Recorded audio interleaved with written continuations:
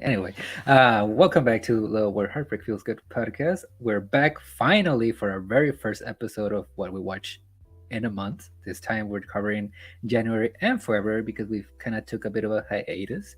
But joining me today is, as always, Josh D. Woodbury. Hello, everyone. Very excited to be back. I watched not a lot, but I did watch a certain movie, like a lot that I'll talk about. And of course, I gotta rep the hat for Poker Face, one of the best new watches of the year so far. That's really good. And also joining us today is our co-host Evan Harris. Glad to be here, guys. I'm excited. January and February have been surprisingly great months for movies, especially January. January is usually like the shit bowl of the month. Usually, kind of between that and September at this point. September is pretty whack these days. But I had a blast with a lot of my January movies. One of those still my favorite movie of the year. February has been also very, very good. So it's been great. I've been having a great time. I haven't watched a movie 7 times like Josh has, but it's been great for movies and TV as well. I'm watching a lot of great anime this winter season. A lot of great TV shows like Poker Face as well, and it's only going to get crazier as we move into spring and beyond. So it's 2023. Next month is wild. Yeah, it's going to be crazy. Yeah. A lot of people say that these first 3 months are always like where the studios drop their shit, but like it's been pretty consistently good. Not only this year, but even last year we had Scream 5 and something else. I'm forgetting what else, but it's been pretty alright. We've had Everything Everywhere came out in March. Yeah. It's crazy. Yeah, Future Best Picture winner. It's awesome. It's great. It's locked in. It's locked in. It is. Yeah. Let's go. All right, who wants We'll to talk about first? that more later in the week or next week soon before the Oscars. Yeah. Final did I win last time for the Oscars? Did I win? You did win. I did. Preston second place. I did third. Nice. You said Preston was second place, right? Yeah. Somehow. Yeah. I don't know how that happened. I know I'm not gonna get first place this year. Because I'm going between passion and heart and head. I just don't know. Category. I'm just like, we'll see. We'll just see. We'll see how it goes. Okay. But let's start. I'm gonna start with my first log of January. Finally rewatched The Way of Water. Oh, wait, the way. Oh, okay, The Way of Water. Avatar. I don't know why. Yeah, I don't know why I thought you said The Shape of Water. I was like, wait a minute. I need to rewatch that scene though. You rewatched Avatar in January? I did, yeah. Of course you did. My dad. Ooh, how was that experience? He loved it. Yeah. Oh, nice. Dolby 3D again. But this time in the expanded ratio, which was good. Oh, wow. Fuck off. Expanded ratio. Yes, it's like more picture, more detail. Oh, good. Good, Anakin, good. But yeah, great movie. Love that movie. It's good. It's that third act is still there's something else really special. What Cameron? I can't wait. I can't wait to see how that movie looks once it drops on Blu-ray. I'm curious if it'll hold up the same. Not in like premium format 3D. James Cameron is the king of fantastic third acts. True Lies is a great, fantastic ending. Titanic, of course, is no. We should segue right into Titanic. That re-release came out. I haven't seen Titanic in a minute. I watched Titanic. It for the first time, actually. And that's Dolby crazy 3D. to me. That's crazy. You're like what, 23? You haven't seen? Yeah, 22. 22. It was always something like it seemed so daunting because it was 3 hours plus. And How many times have you seen Lord of the Rings? Not much, like twice probably. Oh, okay. Yeah. But it seemed so daunting, and I wasn't really a fan of James Cameron before that last Avatar rewatch. But I wouldn't say I was a fan really, or like I just didn't really care. Like I didn't really know much. Yeah. You know? Like that's still the 2 Avatar movies and Titanic are the only movies I've seen from him. Still. That's crazy. Yeah. I know. But I haven't seen Titanic finally, and it's a What do you think? masterpiece. Yay! It's Great. one of the greatest love stories. It's so Mhm. like the sheer scale on display is insane. Yeah, he nearly drowned his his actors. No. That was more so the Abyss. But I really love Titanic. This is one of those movies that just I can't recall when I first saw this movie. It's one of those movies I just grew up watching. One of my earliest Same. movie memories is like going to my grandmother's house in Illinois and like watching this movie with my What year did it come mom, out? my grandma. 93, I guess, 98. right? 97? I think it was 98. It's I'm usually 25th never on anniversary, right? this. I want to say Somebody do the 97. math. Yeah, I gotta Where's make Titanic history on my? in that math. Yeah, 97. 97. Yeah. Okay. 1 year after I was born. But yeah, I had an early memory of just watching this movie with my mom, covering my eyes during the sex scene. It's like, don't watch this part. I was like, oh, this is literally steamy. But also, I had a great time watching when I was super young. I was so fascinated by like ships and sinking of ships. So I love Titanic growing up, and then I just repeatedly saw it at home. And my family has like the old DVD of it, not even the Blu-ray. So it's just always been in my subconscious. I love that movie to death. It's one of the most earnest, heartfelt romances in all of cinema. Perfectly casted, great score. Celine Dion, DiCaprio and amazing. Winslet are so good. Oh yeah, they're wonderful. Yeah. This was my first time seeing Leonardo DiCaprio. I think this was my first. What he time I did saw before him. this, I know he did Dilbert Grape, right? That was like his big breakout. Grape. What's he eating Dilbert Grape? Was it? Was Romeo and Juliet 99? Might have been. I think I remember so. seeing that early on too. That was my first introduction to the play. Actually, I watched the Dilbert movie Grape before I is saw the play. 93. Oh wow. Um, But yeah, I remember seeing Leo in this one, just being awestruck. Romeo and Juliet was 96, so it was like the year before. 96. Okay. But I saw it. I saw it after Titanic. But yeah, I just love this movie. The third act is it's just incredible. It's Insane. amazing. Yeah. It's beautiful how authentic it is. Everybody from from Leo, Kate, just to like the everyday worker in the ship, it just very much so commits to their roles. It's Like just Josh magic. said, the scale It's of also- yeah, it's very It's magical. also because like you spend like 2 full hours just living in that ship with those characters, and that's why. Yeah, it's very like day in the life climax for the is- first 2 acts, which I love. Yeah. Yeah, it's like I wouldn't say rom-com, but it's like close to that, where it's just like their everyday life. You're just experiencing their lives. Not a lot of tension. You get the cliche like, oh, I don't like my husband that I'm about to marry. It borders on cliche, but it just works so well because of the performances. It's just I just another love it. great example of Cameron taking like tropes and just like make them feel like Exactly. they matter again. Right? Because Titanic, in all intents and purposes, is like a disaster movie in a sense. And most disaster movies, you have like here's like the ex-husband who's definitely going to die during the movie. The husband in this one is kind of like in that scenario. He even gets like crazier towards the end of the movie. He starts trying to shoot them at the ship is sinking. It's so That intense. gun It's chase scene that awesome. this happens in the middle of like It's great. sinking is so good. It's so hilarious in a good way.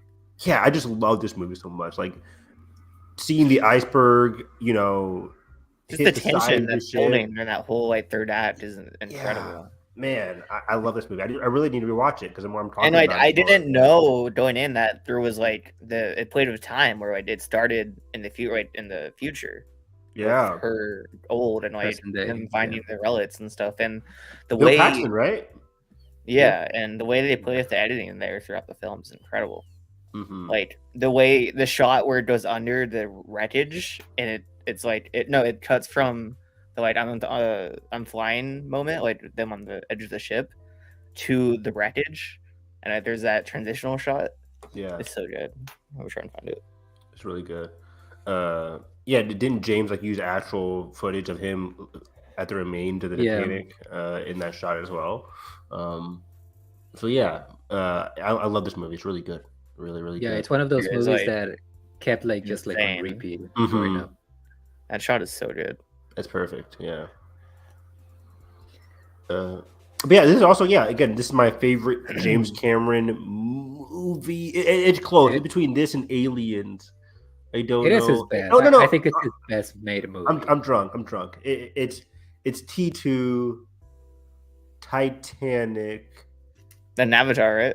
Alien. No, T2, Titanic, Aliens, True Lies, Avatar 2, Avatar. Damn. Yeah, I mean, I'm gonna make it a goal this year to watch the rest of his movies. You need to see True Lies. It's amazing. It's one of my favorite. That's my goals for this movies. year is that and to finally work through Martin Scorsese's filmography before Toes of Fireman. Have This you is the seen only the movie Wolf I've of Wall seen? Street? No, the only movie I've seen is Irishman. Oh my god. Oh my god! I know. I just never had an okay, interest in those kind here's of the thing. movies. Here's the thing. If you want to watch a Scorsese movie that doesn't feel like a mob movie, watch Hugo. I know It's there's really several. Yeah. Watch what? Watch what? good. Hugo. You do. I haven't seen It Hugo was- actually. I need to see Hugo. Yeah, The first on my list is probably The Aviator because that sounds really interesting. that's Like Leonardo Howard Hughes DiCaprio, right? documentary, or not Howard Hughes biopic. Yeah. Mm-hmm. I remember. Yeah, Aviator is also one of those movies that my dad loved growing up. So I Also, like stopped Kate seeing it. Blanchett as Catherine Hepburn. Sign me up. Yeah, Scorsese is one of those movies. I haven't seen a lot. I haven't seen a lot either from Scorsese, but I've seen a lot of the important ones, like The Raging Bull of the World. I really want to Um, watch New York, New York, but like it's not streaming anywhere. I haven't That's his seen New York, musical? New York either. No, yeah. I remember I saw Taxi Driver after I saw Joker. Because a lot of people kept saying, "Oh, just like Taxi Driver." I was like, you know what? Let me finally see Taxi Driver. And Yeah, it is very much like the Joker, but better. better. Yeah. I didn't love it as much as other people did. Maybe it might be one of those movies because of its time, Taxi Driver. But Yeah. I thought it was very well done. That's me with a Clockwork Orange. I don't like that movie at all. I still haven't seen it. Oh, yeah, I'm not a huge fan of Clockwork Orange either. Actually, yeah. I need to. It's also very good. So, is it my turn? Where are we at? What's the first Sure. thing? I saw You Megan. watched it, Megan right? is my first. Megan. Hey. Still my number one in 2023.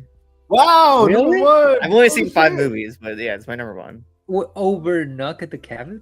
Yeah. Have I you had seen Missing such yet? a blast with Megan. I've not seen Missing yet. Oh, I'm gonna Missing's try and see really this week. man. But Megan, I- fantastic, fun movie. Megan just like I think to be fair, I saw Ant-Man first, then watched Megan after. So maybe that helped a bit. Oh my gosh. Because it was so fun. It was such a good experience. And that movie just knows exactly what it is. Yeah. It is like 100% camp, and I ate it up. I agree. It's super campy. I really wish it went a little bit further in terms of like the the terror in terms of like the kills of it all. That's why I'm very R-rated excited to version. see. Yeah, I'm excited to see the unrated because one of my comments Yeah. walking out, I'm like, I think this could have been even better unrated or at least rated R. But Like what they PG-13 managed to get away raw, with PG-13 is really impressive. still very Yeah. impressive. And I think Yeah. I walked in expecting like a campy doll movie, but what I liked about this movie was how psychological and deep it was in terms of the performances and the chemistry between sorry, I'm forgetting the names right now of the two lead actresses. Allison Williams and the kid. Yeah, Allison Williams and Violet the kid from McGraw. Hill House. Yeah. She's from Hill House? She's Who young is she? Nell and Oh. Nelly. Yeah. She's Yeah. also in Doctor Sleep, like the opening scene of Doctor Sleep. Yeah. She's also the sister of the girl from the Black Phone, I guess. Yeah. Oh, that's her? No, it's her No, sister. Sister. That's his sister. Wait, sister? Yeah, they're sisters, both Yeah. of them. In Wait, real it- life. Oh. I was like, wait, who's the sister? Okay. Yeah. She's been They're there on a Black lot. Phone's amazing. Great. But yeah, wow, these two horror sisters. Fantastic. But yeah, honestly, I think it could have gone better. But I did love the Allison Williams, Violet McGraw chemistry. They're really good. I love the way the movie. Oh, she's also handled- young Yelena in Black Widow. Okay, wow. I like the way the movie handled like the trauma of like what happened in the, I don't want to get into spoilers, but like something deep happened to her in the past, and the way the movie talks about that and like evolves her trauma and her recovering from like what happened to her was very good. And I really like started to care for these characters despite the campy craziness. Yeah, they managed to like not just have the human characters be like second note or like whatever. Yeah, They like actually put some thought into them. And like, exactly. Yeah, that entire And that- the idea of children being obsessed with technology is really well juxtaposed through Megan. Even like that first scene where they present Megan to like the corporate people is fucking hilarious. It is touching because you genuinely care for this little girl, but it's also really funny. Oh, what's his there's name? so much good like comedy moments in this movie. It's the I put out a tweet right after I saw it. I was like, Orphan walked so Malignant could run so Megan could win Olympic medals. Oh, wow. Because it's really the next evolution of the like campy horror. I would say Malignant's better than Megan. I think I like Megan more. Really? I just had like such a blast with it. And I think Malignant was just like, more surprising for me. Like I was blown Yeah, away that's by fair. some of like the reveals in Malignant that just really blew me away.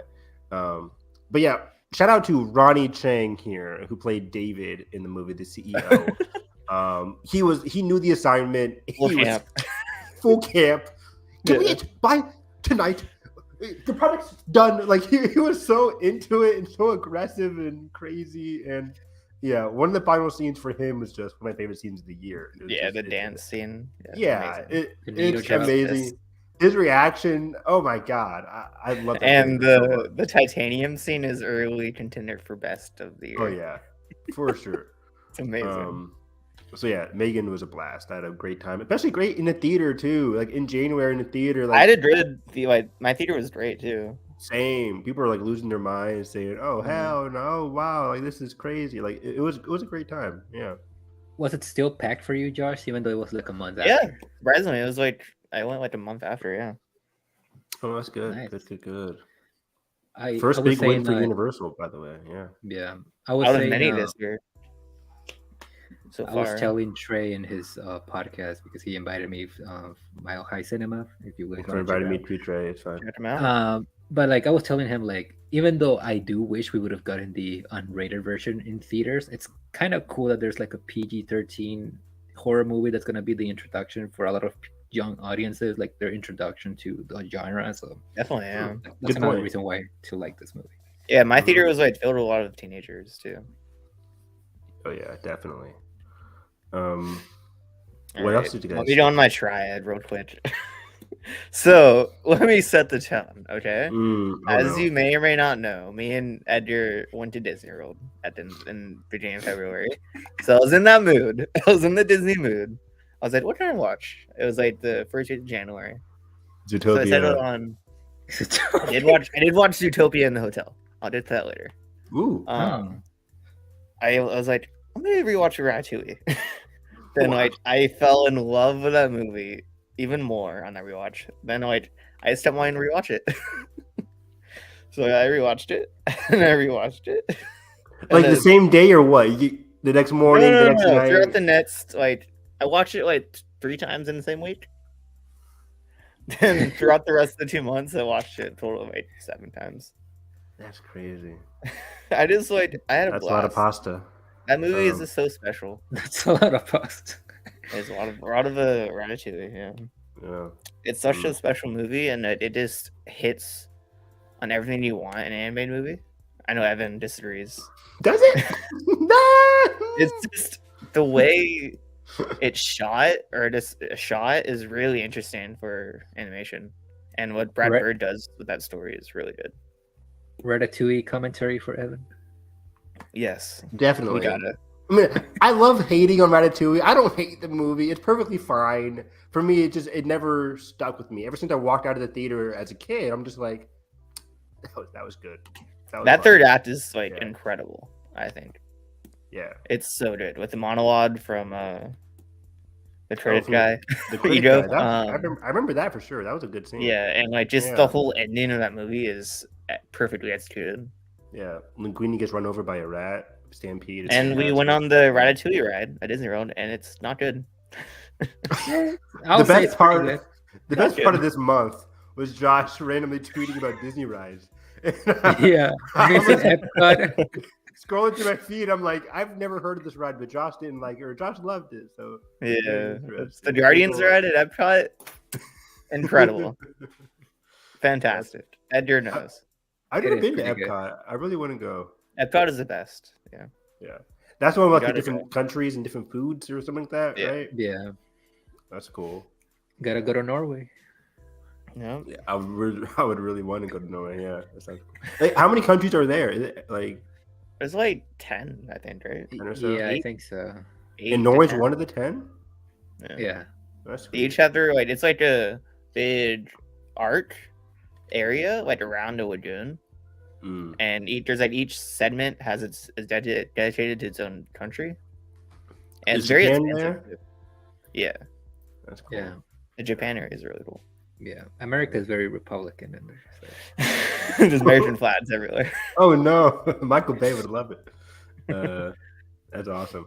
I also saw this month or first week in January, The Pale Blue Eye. Has anybody seen that yet? Oh, I haven't watched it yet. Is it the Bell one? The Bale.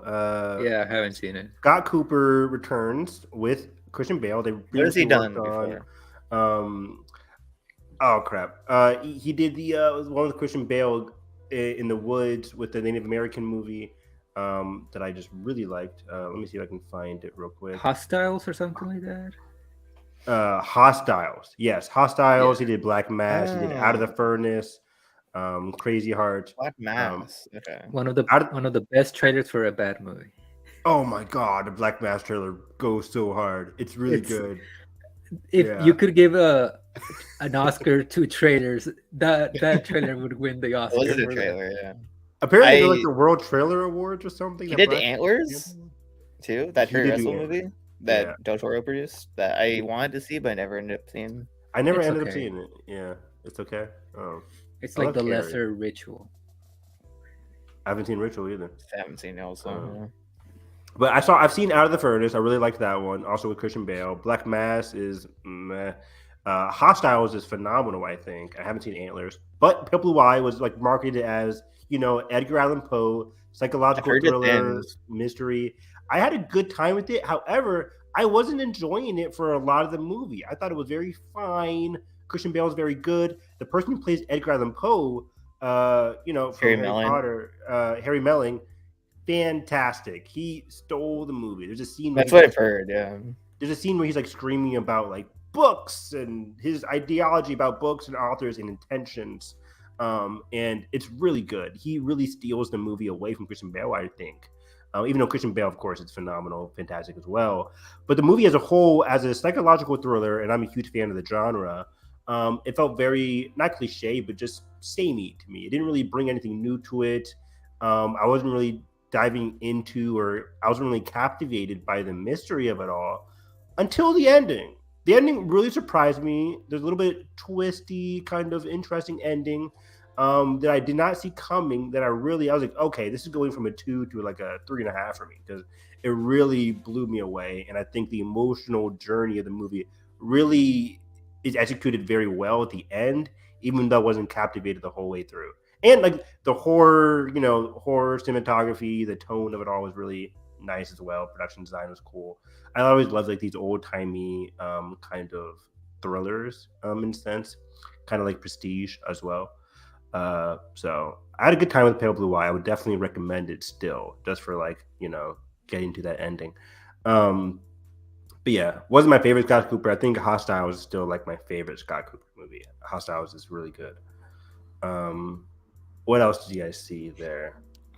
January was mostly rewatches for me, but the two that were first watches were the Stunt Double, which is the only thing I was missing from Damon Chazelle's filmography. It's like a short that he did for Apple, where he filmed it entirely on an iPhone. It's like vertical. It's not great, but I understand that it was for the paycheck. Look at Josh the Copium. I get what he was doing, but I just don't like vertical cinema. Like having it just doesn't work, and it's just very stale. But it's cool seeing like the many styles. But I don't know, it's all right. But speaking of Chazelle, I rewatched Babylon 3 times in January. because I love that movie. That's a lot of elephant shit. How'd you like it? A lot of elephant shit. It's the best. Is it your favorite Zell movie now? No, it's La La Land is still up there, but it's very close second. So you put it over Whiplash. So no, Whiplash is probably 4 for me. Nice. I like First Man more. I always forget about First Man. But yeah, that was also everybody did. I know. Yeah, the Academy did too. That was crazy. It got visual effects though. That visual effects wins one of my favorite visual effects wins. Yeah. I think Ex Machina is still like my favorite visual effects win. That was such a surprise. Going against Force Awakens and Mad Max and winning, that's crazy. That was a great win. But yeah, First Man, Babylon, really well done. Go watch his first movie too, Guy and Madeline on a Park Bench. Very good. You should see the first just rumblings of like his style, and very, very much what inspired La La Land. Okay. Yeah. If you haven't seen it, is on YouTube. Is it a music? I saw it like a while ago on Criterion Channel, but I'm not sure if it's streaming anywhere else right now. It's a musical, very low budget, like kind of student filmy musical, but still really good. And Justin Hurwitz also did the music, and it's any vertical cinema there? No. It's like I think 16 millimeter. That's good. Okay. I saw Plane. Hey, let's talk about it. Let's talk about Plane. One of the best movies of the year. No sarcasm intended. Really? I really liked Plane. It was great. Where's it in my top movies? It's my number 3, I think. Hey, what's up, Arjun? What's up? My fellow Bertel, bro. Yeah, Plane is still my number 3 movie of the year. Is it very cliche? Yes. Yep. Is it very predictable? Yes. Yep. Is it fun as hell? Hell yes. Like Gerard Butler. This year's Ambulance, baby. It's this year's Ambulance, but Ambulance that was boosted by like the director had a budget and the budget. Really? But Plane, I like. Again, I'll go back to what I said about Titanic. The authenticity of like the whole plane, downfall of it all. But like, here's the thing: Ambulance or Plane doesn't have Jay Gyllenhaal, so I don't want to watch it. The whole Ambulance comparison. Yeah, but it has Jared Butler, who is one of my favorite actors just working today. He's great. Seriously? I keep talking about like I've seen a lot of Jared Butler movies. I have not seen many of his movies. So. I've seen a lot, and I know. I feel like I know. I know, Evan. You're really like good. The big disaster movie guy. So of course, I'm a huge Jared Butler fan. I've seen all the Has Fallen movies. He's fallen a lot. But he's really good in all those movies. He commits to everything. He's like a weirder version of Tom Cruise. If Tom Cruise was born in whatever Butler was born in, Australia, New Zealand, whatever. You say that, but I think Plane's version of Jake Gyllenhaal would be Tony Goldwyn. His character in that movie, I don't know what is it like. He's still in charge of security for the company or something. Oh, that guy, he's fucking hilarious. He's great. Gerard Butler is a He's great. Phantom of Opera. He's in what? Phantom of Opera. Oh yeah, for sure. Yeah. But yeah, Edgar, you mentioned that guy. He's great. He comes in the movie. He's like, "Who fucked up, and who do we need to?" He's basically just swearing everybody, and it's just. You're like, "What are you, a fucking meteorologist over here? Like, get your ass out of here!" Like, he's great. Like, he's cussing everybody out. The audience was loving that character. He was great in every scene he was in. Jake Gyllenhaal would have killed that role. You're right, 100%. But yeah, Gerard Butler is really good. They give him just enough with his family, so you're just somewhat connected to the character. Doesn't really work all the way, but I'm kind of invested either way. But Mike Coulter, as like the supporting lead in this movie, I was really invested in his character. He's in this? Yeah. Mike Coulter. Okay. Haven't seen him in much recently. You guys should watch Evil on Paramount Plus. It's really good. I've seen season 1. I haven't seen season 2 and season. I haven't seen season 2 and season 3. What type of show is it? It's a horror serial show on Paramount Plus. Okay. It's really good. It's like they look for demons and shit. It's really, really good. But yeah, my culture is black guy was arrested, but was he arrested for the wrong reason? What really happened? Blah blah blah blah. So it's like, ooh, Butler's the best B movie star. Oh yes, yes. All movie could only be played by himself, but all feel distinct from one another. Arjun said it That's perfectly. fair. That's a very perfect explanation for who. I was looking Gerard through his Butler is. IMDb, and I think the only thing I've seen him in was Phantom and How to Train Your Wow. Dragon. Because he's a dad. In I that. forgot he is the dad of that. Holy shit. Yeah. But yeah, Olympus Has Fallen. I'm just not into like disaster movies like that. Not my thing. Watch, you need to see Geostorm first of all. Come on. I'm good. Greenland.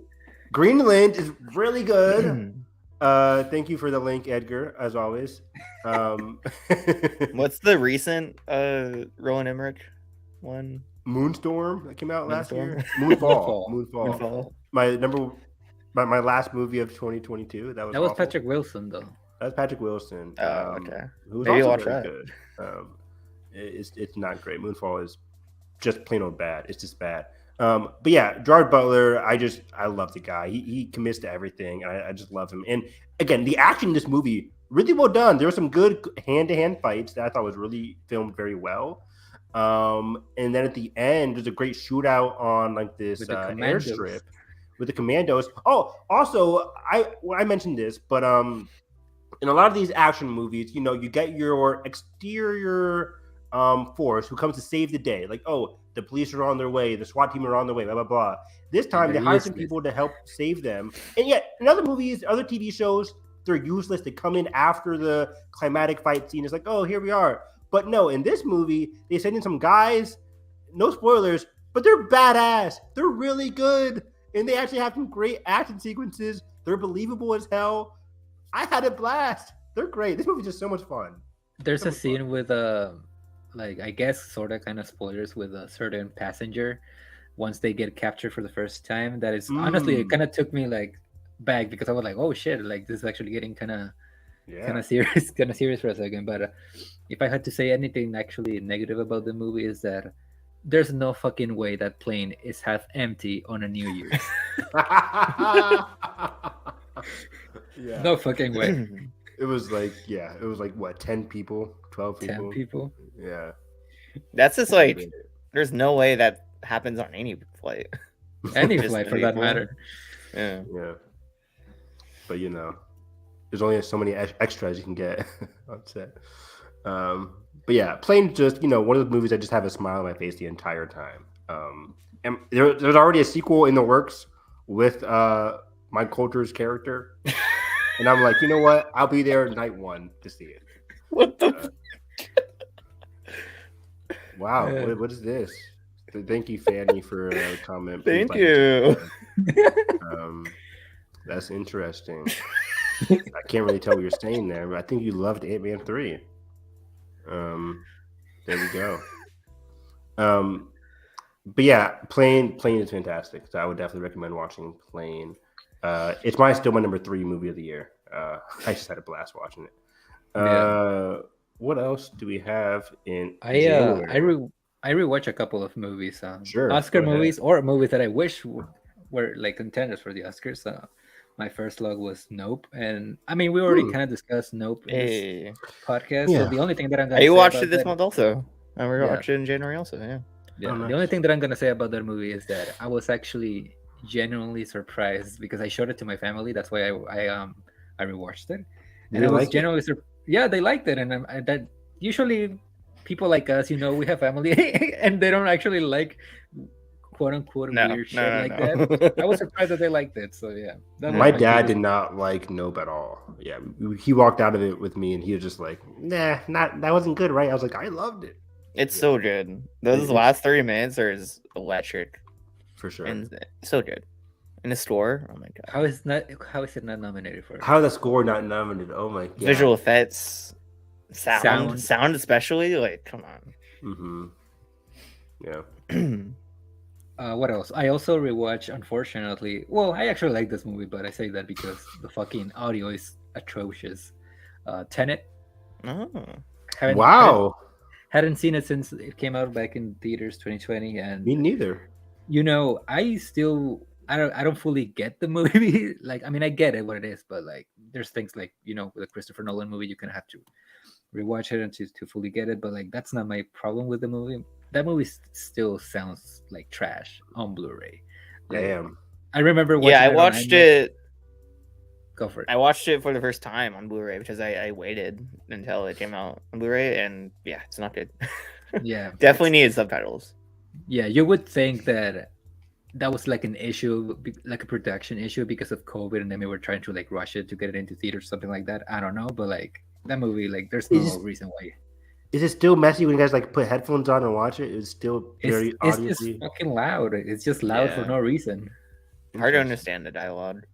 Really, I didn't have that issue so much when I saw it in theaters, but I wonder. I don't But know. like sound issue aside, I really liked it when I watched it. Yeah, I just don't like the structure of it all. I wasn't really. I've had this issue with a lot of recent Nolan movies. Like I'm not really invested in the characters so much. Like I didn't really care for like the character Dunkirk. work done with Dunkirk especially, but like Yeah. with this movie, You I'm just didn't- like I didn't really you care. didn't like for- Interstellar? I'm not the biggest Interstellar fan. I know I'm in the minority. Really? Sure. I think it's Interstellar's my fine. favorite Nolan. I think it's fine. I think it deserves a rewatch on my part, though. I haven't rewatched it since like 2016. It's been a minute. It's definitely some of like Tenet's some of the coolest action Nolan has pulled off. Yeah, Though. Like with the whole Yeah. reverse that kitchen shots scene is still and really all that. fun, even Yeah. though it's quick. But and the red blue rooms, like it's so good. what is what did Washington say in the kitchen when they like about to beat him up, and he says, like, I order my hot sauce. Like, something like that. That's, Why- It's so campy. that's one of the best lines of all time. It's good. It's really good. And Yeah. but Ludwig Göransson's score is magnificent Yeah, in Oh, this yeah. movie. So Great good. score. Great score. I also rewatch the Godfather trilogy. Wow. Oh yeah. Well, actually, I watched the third one for the first time, but the other two I rewatched them, and Was let it me the tell you- Coda cut or the yeah, older the one? Kodak cut. And let me tell you, I think it's between Coda and the Godfather for me for my favorite. And I know everybody Wow. goes for part two, Whoa. For but 3 is like the worst one by far. I mean, I don't know. Maybe it's because I hadn't seen the original cut of that movie, but like just like seeing what he was trying to go for, like I really liked it, and that ending really hits. I'm not gonna Mhm. spoil it if you haven't seen it, especially. I've you still only guys seen the already first seen it, one. but- Yeah, I've only seen the first one still. Yeah, and the second one, like that, I'm not saying that it's bad. Like it's still fucking great. Like Masterful. the whole way they juxtapose, like how Vito used to rule when he was young, how he got to power by respect, and then you have Michael leading through fear. It's just masterful stuff. But again, like I don't know, I just really resonated with the whole like idea of this character, like knowing that his end is near in Coda, and I don't know, I just thought it was. I don't know, maybe the impact because I had seen it for the first time, but Yeah. Yeah. I don't think I ever saw that Coda cut. It came out recently. Yeah, so I need to watch that, see how it works for me. But yeah, part 2 is great, and I love part 1, the first one, really. Yeah, I rewatched part 1, or not rewatched. I watched it for the first time, and when they did the Dolby release a Last year or year. two ago, last Nice. year. Yeah, it was a great. I loved it. I'm surprised I loved it as much as I did, given like I don't love mob movies as much. What I get from you, Josh, you haven't seen a lot of older movies, but when they get I've seen re-released in older movies. theaters, you go see them a lot. Yeah, because it's the best way to see it. somebody needs to re-release Terminator and Alien. I know. I was just about to say. I was like, are they going to re-release Alien anytime soon? I've seen Alien now. Alien, sorry. Aliens. Yeah. Yeah. It's That's on what 4K too, so Oh no, I need that release. you need the 4K. Yeah, Aliens is just masterful. So yeah, I think you would like it. One of probably my least favorite movie of the year, something probably nobody has seen yet, is called Jung E. It's a South Korean thriller on Netflix. It's directed by the guy who made Train to Busan. Oh, I saw this on Netflix, and I'm like, you know what? I need to log some more 2023 movies in. It was in January. It was like the end of the month, and I'm like, I love Train to Busan so much. that's the Edgar move. It is. Don't give in, Evan. That's how you get Thunder Force. It's too late. I think I watched this year's Thunder Force. This movie's bad, guys. Ooh. It's awful. It is disturbingly bad. Dialogue's bad. Characters bad. World building. What's disturbing about it? Shit. So the plot of this movie is like Earth has gone to shit. People had to move to space, of course. They send down these like robot androids, whatever, to fight their war for them against like these people who also moved to space but kind of like rebelled against the government. Does the movie go into like who's bad and who's good? Not at all. What the movie's about is really them trying to create the perfect android. And the perfect android for them was this soldier who tragically died, and they're trying to rebuild her by using her memories. They're like, oh, if we can rebuild her using her memories as like the best soldier, then we can possibly turn the tide of this war. So the movie is billed as like this, rebellion, rising, action movie, and there's no action. It's like Really? it's like a drama, and it takes place not on the battlefield or anything, but in a science lab for like, Oh no. let's see here, 98 minutes. They're just sitting How here in long a is science it? lab. It's just 98 98 minutes. Oh, And 90 minutes. They're just going back and forth, failing to recreate the soldier.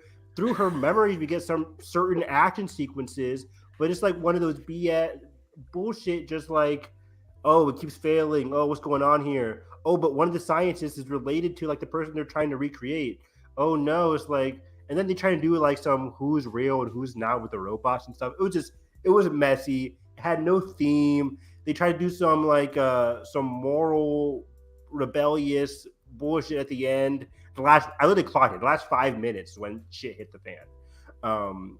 I just hated this movie. I was watching it like, I'm so bored. There's nothing I can glean from this movie. Oh my god, it was bad. It was awful. I had a similar experience with a movie. I'm not gonna talk about it. I'll wait until we get into February. But it's another Netflix movie, and Netflix usually has those during this time. Is this during the Noah the movie? entire year. Is it The what? Noah? Night of Noah? No. The Norway movie? No, it's the Reese Witherspoon movie, but we'll get to it later. Okay. But yeah, again, I love the Train to Busan director Yong Sang-ho. He's great. But his follow-ups have not been good. Like, is he the South Korean version of who's the guy who did District 12? Neil Blomkamp. Blomkamp? Neil Blomkamp, who I despise now. Like Peninsula, the sequel to Train to Busan, not good. I don't know. Gran Turismo? That trailer kind of hit. There's a trailer? I don't know. There's a trailer. It looks interesting. I didn't see it. They're in a NASCAR stadium. Start up your engines. I don't know. It's boring. It's gonna David be boring. Harbour. David Harbour. He's amazing in Stranger Things. Stranger Things, I guess. Like, come on. What are you talking? Black Widow. He's great in Black Widow. He's fine. Can't wait to see him in Thunderbolts. Gosh. I don't know. He's fine. I have some Disney rewatches because I was in that mood. And I'm the Disney adult. Fair. Josh always trying to push a Disney agenda onto Edgar, like because he is. Like, the Guardians of the Galaxy ride was a bit like, you're tweeting about rides. No, Guardians of the Galaxy ride was the best. I said that about my ride too. Oh, sorry. Pay attention. Gosh. So I rewatched Moana for the first time in a while. Moana. Oh gosh, so good. It's good. Here's the thing. When that movie hits, it soars. Like the highs of that movie are incredible. But there's also some lows, I think. What are your lows? I don't think some of the dialogue doesn't work as much. Okay. Some of the comedy doesn't hit. It's very tries to be relevant to that time, but you can tell it's aged a bit already. Interesting. There's Twitter references. Are there? Wait, what? Twitter. He said the tweet or whatever. I forgot the line. Okay. I think I don't know. Yeah. But when the movie is at its height, it's incredible. That ending with the monster, the volcano. Yeah, and the music is great. And Elie Carvalho is amazing as Moana. Why hasn't she been in more things? Right. I She's don't been on know. like some streaming like smaller stuff. She's been in a lot of ABC stuff. Which, please, I know you're in the Disney realm. You're in the ABC of it all. I know but, she's like, in something that's either out recently or coming up soon. That's Coming what's out. interesting. She's amazing. She's I remember great. watching Yeah. the interviews from Moana. I'm like, oh, she's beautiful. She's gonna be in so many good things, and she just hasn't. It's really disappointing. But I love Moana. I think my only really weakness of that movie comes from like the crab scene underwater. Yeah, that movie, that scene is just that very scene is- boring. Hey, I love that scene. That's Of course nice. it is. It's fun. I'm sure it is. It's very Bowie inspired. Good. This guy is so. The song is good, but the rest of it, Is it around though? it, yeah, I agree. Yeah, it's great. Maybe it deserves a rewatch, but I didn't like Oh, the I song. remember- I didn't like the part of All I the movie. remember is the sidekicks being kind of annoying, like the animals, No, the chicken, and they're fun. Oh, I like the sidekicks. Yeah, I Hey, like it's the fun. sidekick. Then Tula is like barely in it, but it's adorable. Mhm. The The pig. Rock is really good. Come on, guys. The Rock. Black Adam. It's definitely his best. I think Moana is still his best so far. Does he Over actually Fast build Five? the Fast character? Five. Fast Five. Yeah, he's just the Rock in Wow. Fast Five. No, Like, I he's love not. Fast Five. You know. He's No! not. He's Not not. The Rock. Okay, In Fast it's definitely Five, Fast he's Five playing- and Moana. He's playing his character. Every movie after that, though, he's playing The Rock. I think because he got hyped off true. of being successful for once. But he actually is really good in Moana though. Like Moana, he's excellent. genuinely great. Yeah. Yeah. He's great, Moana. So yeah, between Moana and Fast Five, he peaked in 2016 and 2011. I didn't hate him in Jumanji, but it is very much like just him playing himself. But I actually like Jumanji a lot. So the first one, I haven't seen the second one. me neither. So you saw Moana, you hated it. What's next? I didn't hate it. I think it's a solid 4 stars. I'm kidding. Yeah. I rewatched Beauty and the Beast, which is the original one, which is Oh my gosh! favorite Walt Disney animation movie. Yeah, it's my number 2 behind It's- Lion King. So good. It's I just love Beauty and the masterful. Like everything Josh- about that movie is stunning. Do you have Kingdom Hearts Melody in memory? Oh yeah, of course I do. I replayed the Beauty and the Beast song like numerous The Beauty and the times. Beast music on the Beauty and the Beast level is incredible. It's amazing. It's just the score is great. the Yoko music, Shinomura, a god, yeah, goddess. yeah, they're great. Yeah, Beauty and the Beast is just it's illegal for a movie to be that good. It's so good. It's perfection. It's one of the most like perfect movies I've ever seen. Yeah. I I love know it. everyone's like favorite is Lion King, like for the whole Disney Renaissance that's era. my favorite. Yeah. But I think I prefer Beauty and the Beast and Aladdin more. I was always liked those ones more. But Lion King's so great. It's funny. Those are my top. No, I'll put Mulan over Aladdin. But yeah, I would go like Lion King, Beauty, Mulan, then Aladdin, and then whatever. Little five Mermaid would last. be. Little Mermaid. I guess. Would that be it? Is that it? If that I need to yeah. rewatch Mulan because it's been a while since I've seen it. Mulan is Eddie Murphy, which instantly makes That it and classic. Hercules. Hercules is bottom tier for me, but I still like it. Yeah. Hercules the series though, great series. But yeah, Beauty and the Beast is just peak. What else do you watch? I rewatched Turning Red. Which Oh, what do you think? I still adore that movie. Mhm. It's I think definitely number 2 for my animated movies last year, underneath Oh. Pinocchio. I thought you were gonna. Oh, say no. Pixar. I'd say Pinocchio, Marcel, then Turning Red. Oh, that's high praise for one Puss in Boots, unfortunately. Yeah, I think it's better than Puss in Boots, but I don't know. I really love Turning Red. I think the music's great, and it's just so fresh and vibrant, and so different for Pixar. Yeah. And yeah, I love it. Yeah, I think I'm so happy with the direction of Pixar recently. Love there, it.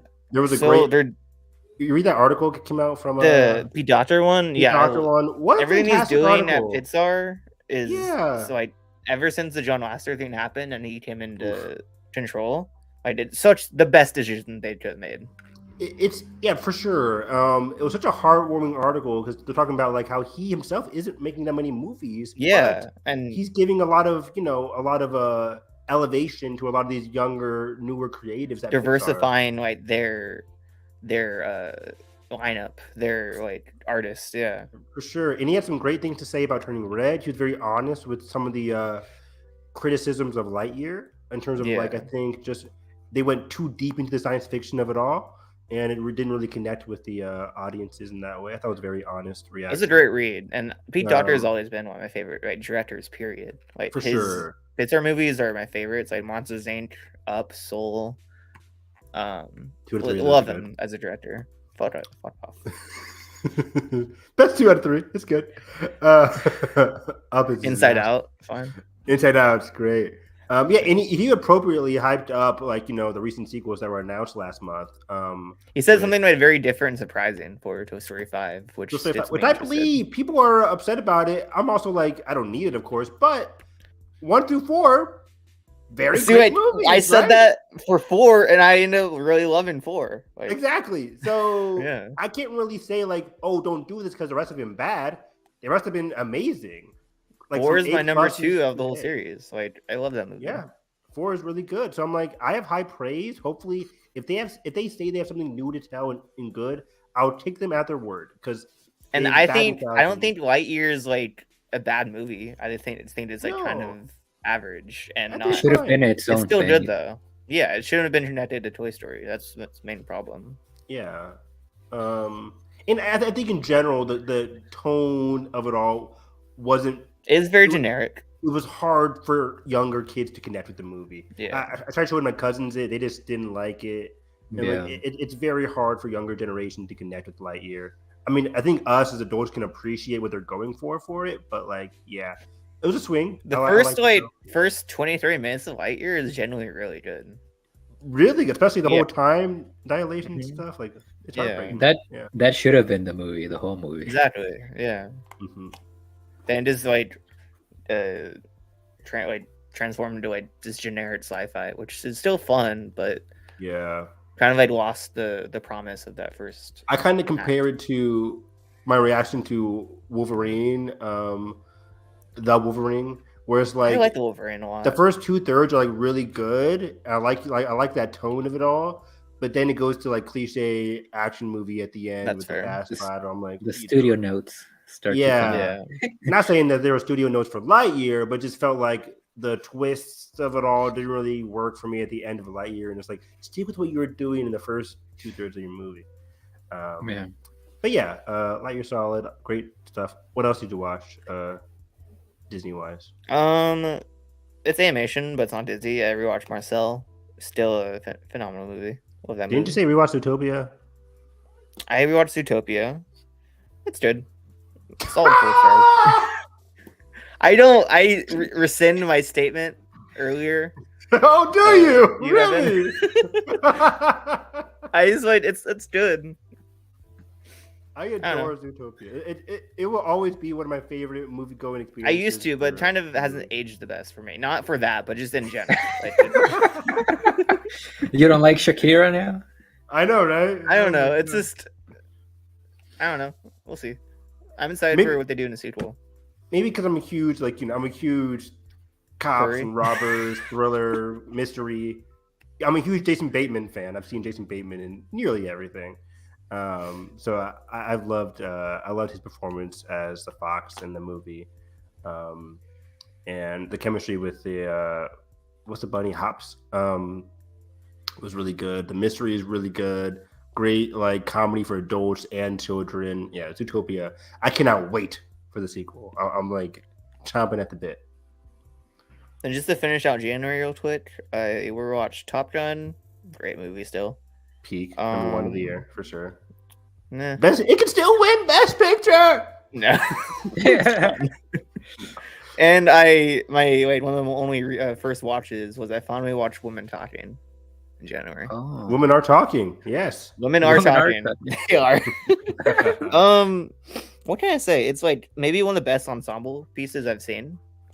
Like literally every performance in that movie is exceptional. Yeah. When is Like that from movie the bigger coming out on names to digital? smaller names. think it's out already. Oh, cool. Or at least for like the $20 print bullshit. Oh, okay. Has anybody ever bought into the $20 thing? Have you guys ever bought something for $20? Nope. I know Couldn't I be did me. one time. I think it was like Raya when Raya came out. Oh, that's fair. I was like, yeah, I need to watch this. Oh, I think I did that for. No, I saw Ryan theaters. No, so I did that for Mulan, the live action Mulan. Oh, why would you waste? My mom actually, I lied. My mom bought it for me, and I gave her some of the money. She was like, "Oh, I want to watch this." When I went over to my mom's house, and we were disappointed. Yeah, I feel bad. So I haven't seen it. It's not good, Bob. But yeah, great stuff. But yeah, Woman Talking. Woman Talking. Yeah. Like I said, every performance in that movie is incredible, and I really can't pitch a highlight. Like, all of them are so good. Jessie Buckley, Rooney Mara, Frances McDormand, even the smaller names. Claire Foy, so good, and Sarah Polley's direction just brings the whole film together. Yeah, and she was snubbed big time from the director nomination.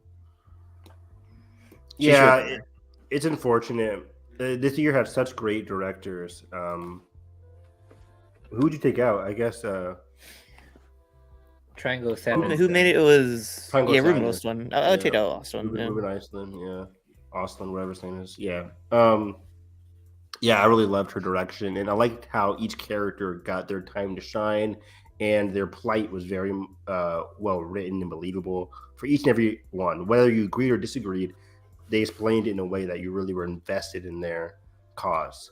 So I really like that a lot. Hildur Jonter's score is great. The camera work is really fascinating, and the editing really got me too. The score wasn't nominated, right? No, that's crazy. Yeah, that's crazy. But the thing it did it's snubbed for Ever and Everywhere. I prefer that though. I love that score so much, so I'm fine with it. I saw my favorite movie of the year in January, Missing. So I need to see it. From the creatives and the team behind Searching and Run. This movie was incredible. I loved this movie. I love this genre, this mystery thriller genre. Better than Searching, or not? No. No. I don't think so, but it's hard because I can't say why. I just think Searching came at the right time for me, and I think it's time. I'm gonna try and see it after Creed 3 on Wednesday. Oh yeah, for sure. Would say it? Oh, I was just saying that it's probably because it's like I feel like that script is tighter. Like there's not as many characters coming in and out. Yeah, that's fair. Yeah, this one is definitely an extension of Searching in terms of like what they were able to accomplish with technologically and narratively. In terms of like Edgar says, there's a lot more characters in this one. There's a lot more through lines, plot lines going through. But for me, Missing just excels at all of those. I think a lot of the characters are very fun, very interesting. The twist at every turn. The beauty of this movie, just from a writing standpoint, is that it knows what the audience is expecting. Especially after that's what they're thinking too, in a way. Yeah, exactly. So it's like, I think it's this person. I think it's this person. Oh, but it's like, oh wait, nope. Like they really surprise you in good ways. It's not like, oh, we tricked you, ha ha ha, but it doesn't really make sense. No, in this one, they're tricking us, but it all makes sense. And the reveals are executed masterfully, and they're always teased appropriately. There's some movies that like something happens in the third act, you're like, where the hell did that come from? Cough, cough, Ant-Man, we'll get to that. But like in this one, there's a lot of great things that were just teased early on. You're just like, oh wait, holy shit, that makes perfect sense. And I really was very much captivated by Storm Reid's performance, her relationship with her mother, and just that whole mother-daughter connection was really sweet and heartwarming. I had a blast. Again, speaking of theater experiences, this was amazing. The whole theater was invested, screaming, shocked at all the right times. It was a fun time. It was a very fun time to watch this movie. I loved Missing. Yeah. Yeah, they also really do try to get a little bit more creative with like the camera, where they like position the camera, like especially towards that third act where it takes place. So. Storm Reid having a good year so far. Pretty good. Yeah, I guess we should just hint or touch on Last of Us, even though we have our monthly ones. But yeah, it's phenomenal. Last of Us killing it as always. It's emotional in every episode, which shouldn't come as a surprise because we played the game multiple times. The game itself is very emotional, but the episodes really drive home the theme and the subject of each episode in such a hard-hitting way, which leaves you like at the end of each episode, like, damn, like that hurts, or that was such a great scene, or that was such a great moment. Like there's tons of like beautiful moments in every episode. They're just It's such tear a worthy. Yeah. perfect adaptation of the game while also Oh. being its own thing completely, and For sure. expanding so much to the lore and the world building and these characters that we love, and bringing so many layers to them Yeah. that were in the game, but just expanding and like touching on more of what makes these characters click. Yep. Lots and lots And of layers. Pedro Pascal and Bella Ramsey, incredible. They're amazing. They're amazing. Yeah, this is one of the best shows I've seen, not just of this year, of course, really early on, but just in recent memory. It's just a phenomenal TV show. I'm loving HBO every don't single miss. episode.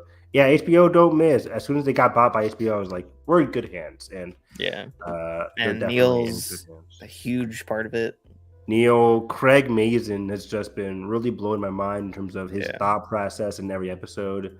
The way he's really invested in like getting these characters to a point they need to get to. And if you watch the weekly podcasts like we've been listening to or watching, like you could tell he cares, and For sure. him and Neil like have such a good relationship right now working on this show, and you could tell. Yeah, I want them to work on projects together all the time. Yeah.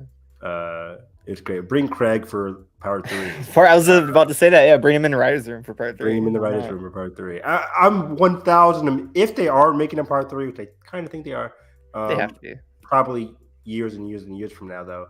But you have to bounce off ideas with Craig. Yeah, a lot of it, Neil was just like, "Damn it, I wish I did this. Damn it, I wish I did this in the game." it'd be smart because like they're gonna have to adapt it eventually, I assume. Or do we get to a point where like they start doing that stuff in the show first? I don't know. Exactly. You never really know. What else I see in January? So let me see here. Oh, I guess we wait for Edgar before we get to the last bid one. For January? Poker Face. Poker Face. Oh yeah, but for movies, real quick, I saw Sick on Peacock. Oh, that's Kevin Williamson, right? Kevin Williamson. This movie, again, just going off of the themes of this episode so far, it was just fun. Just like playing, just like this movie is so much fun. I need to watch it. It's one of those post-COVID movies where a lot of the movie, the inciting incident, the cause is really much all about COVID. And it really sells like the claustrophobic COVID horror of it all, and it makes it believable in a sense, but also scary, tense, intense a lot of the time. And the movie just builds a lot. It's a great slasher. It has a lot of good Scream vibes to it, of course. Smart direction. Kevin Williamson, obviously the writer of the first few Scream movies. Did he direct it also, or was it just writer? I don't think he directed. I think he wrote it. Let me see here. Can I find this on Letterboxd? I'm not sure. Yeah, director was John Hyams. Kevin produced it. Okay. But yeah, I'm talking about Sick, Edgar. Sick. Oh, Sick. Yeah, I watched it too. Sick was great. I said like it has very smart writing and smart direction too. I was very interested by the direction throughout this movie. It was very, very smart.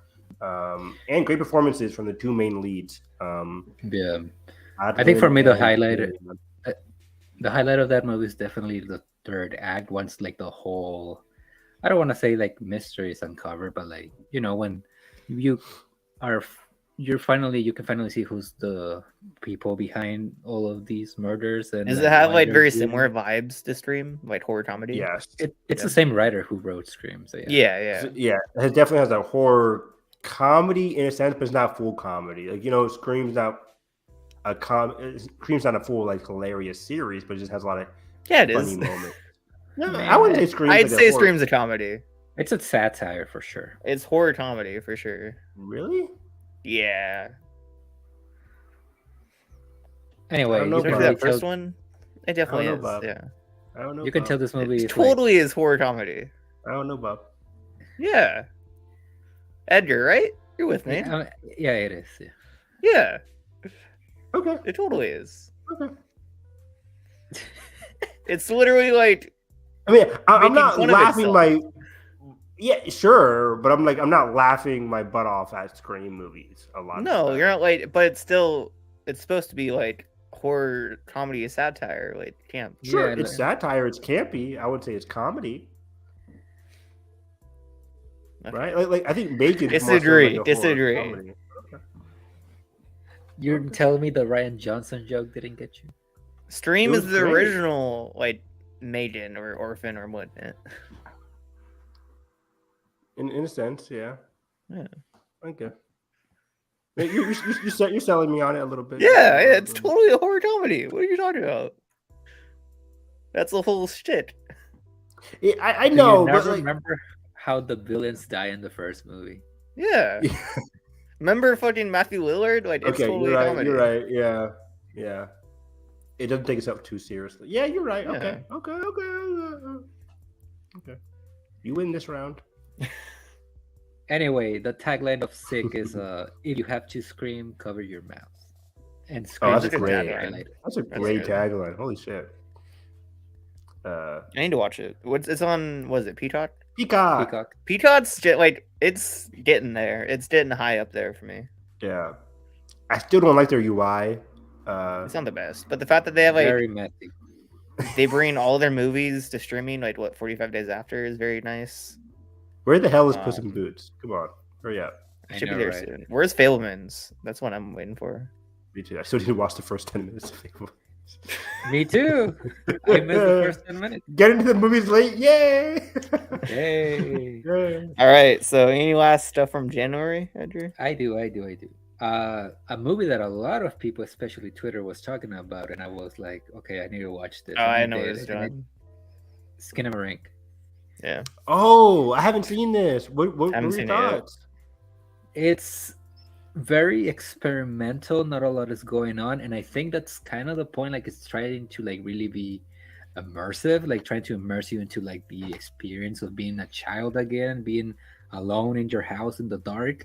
And it, to be fair, it does kind of succeed at that, but there's not a lot of story. There's not a lot of character progression or anything like that. It's just very experimental, and if you're into that idea and if you're into that concept, it's gonna work really well for you. But if you're having a hard time with it, I don't think it's gonna resonate with you. And I'm kind of in the middle. Like, I appreciate it.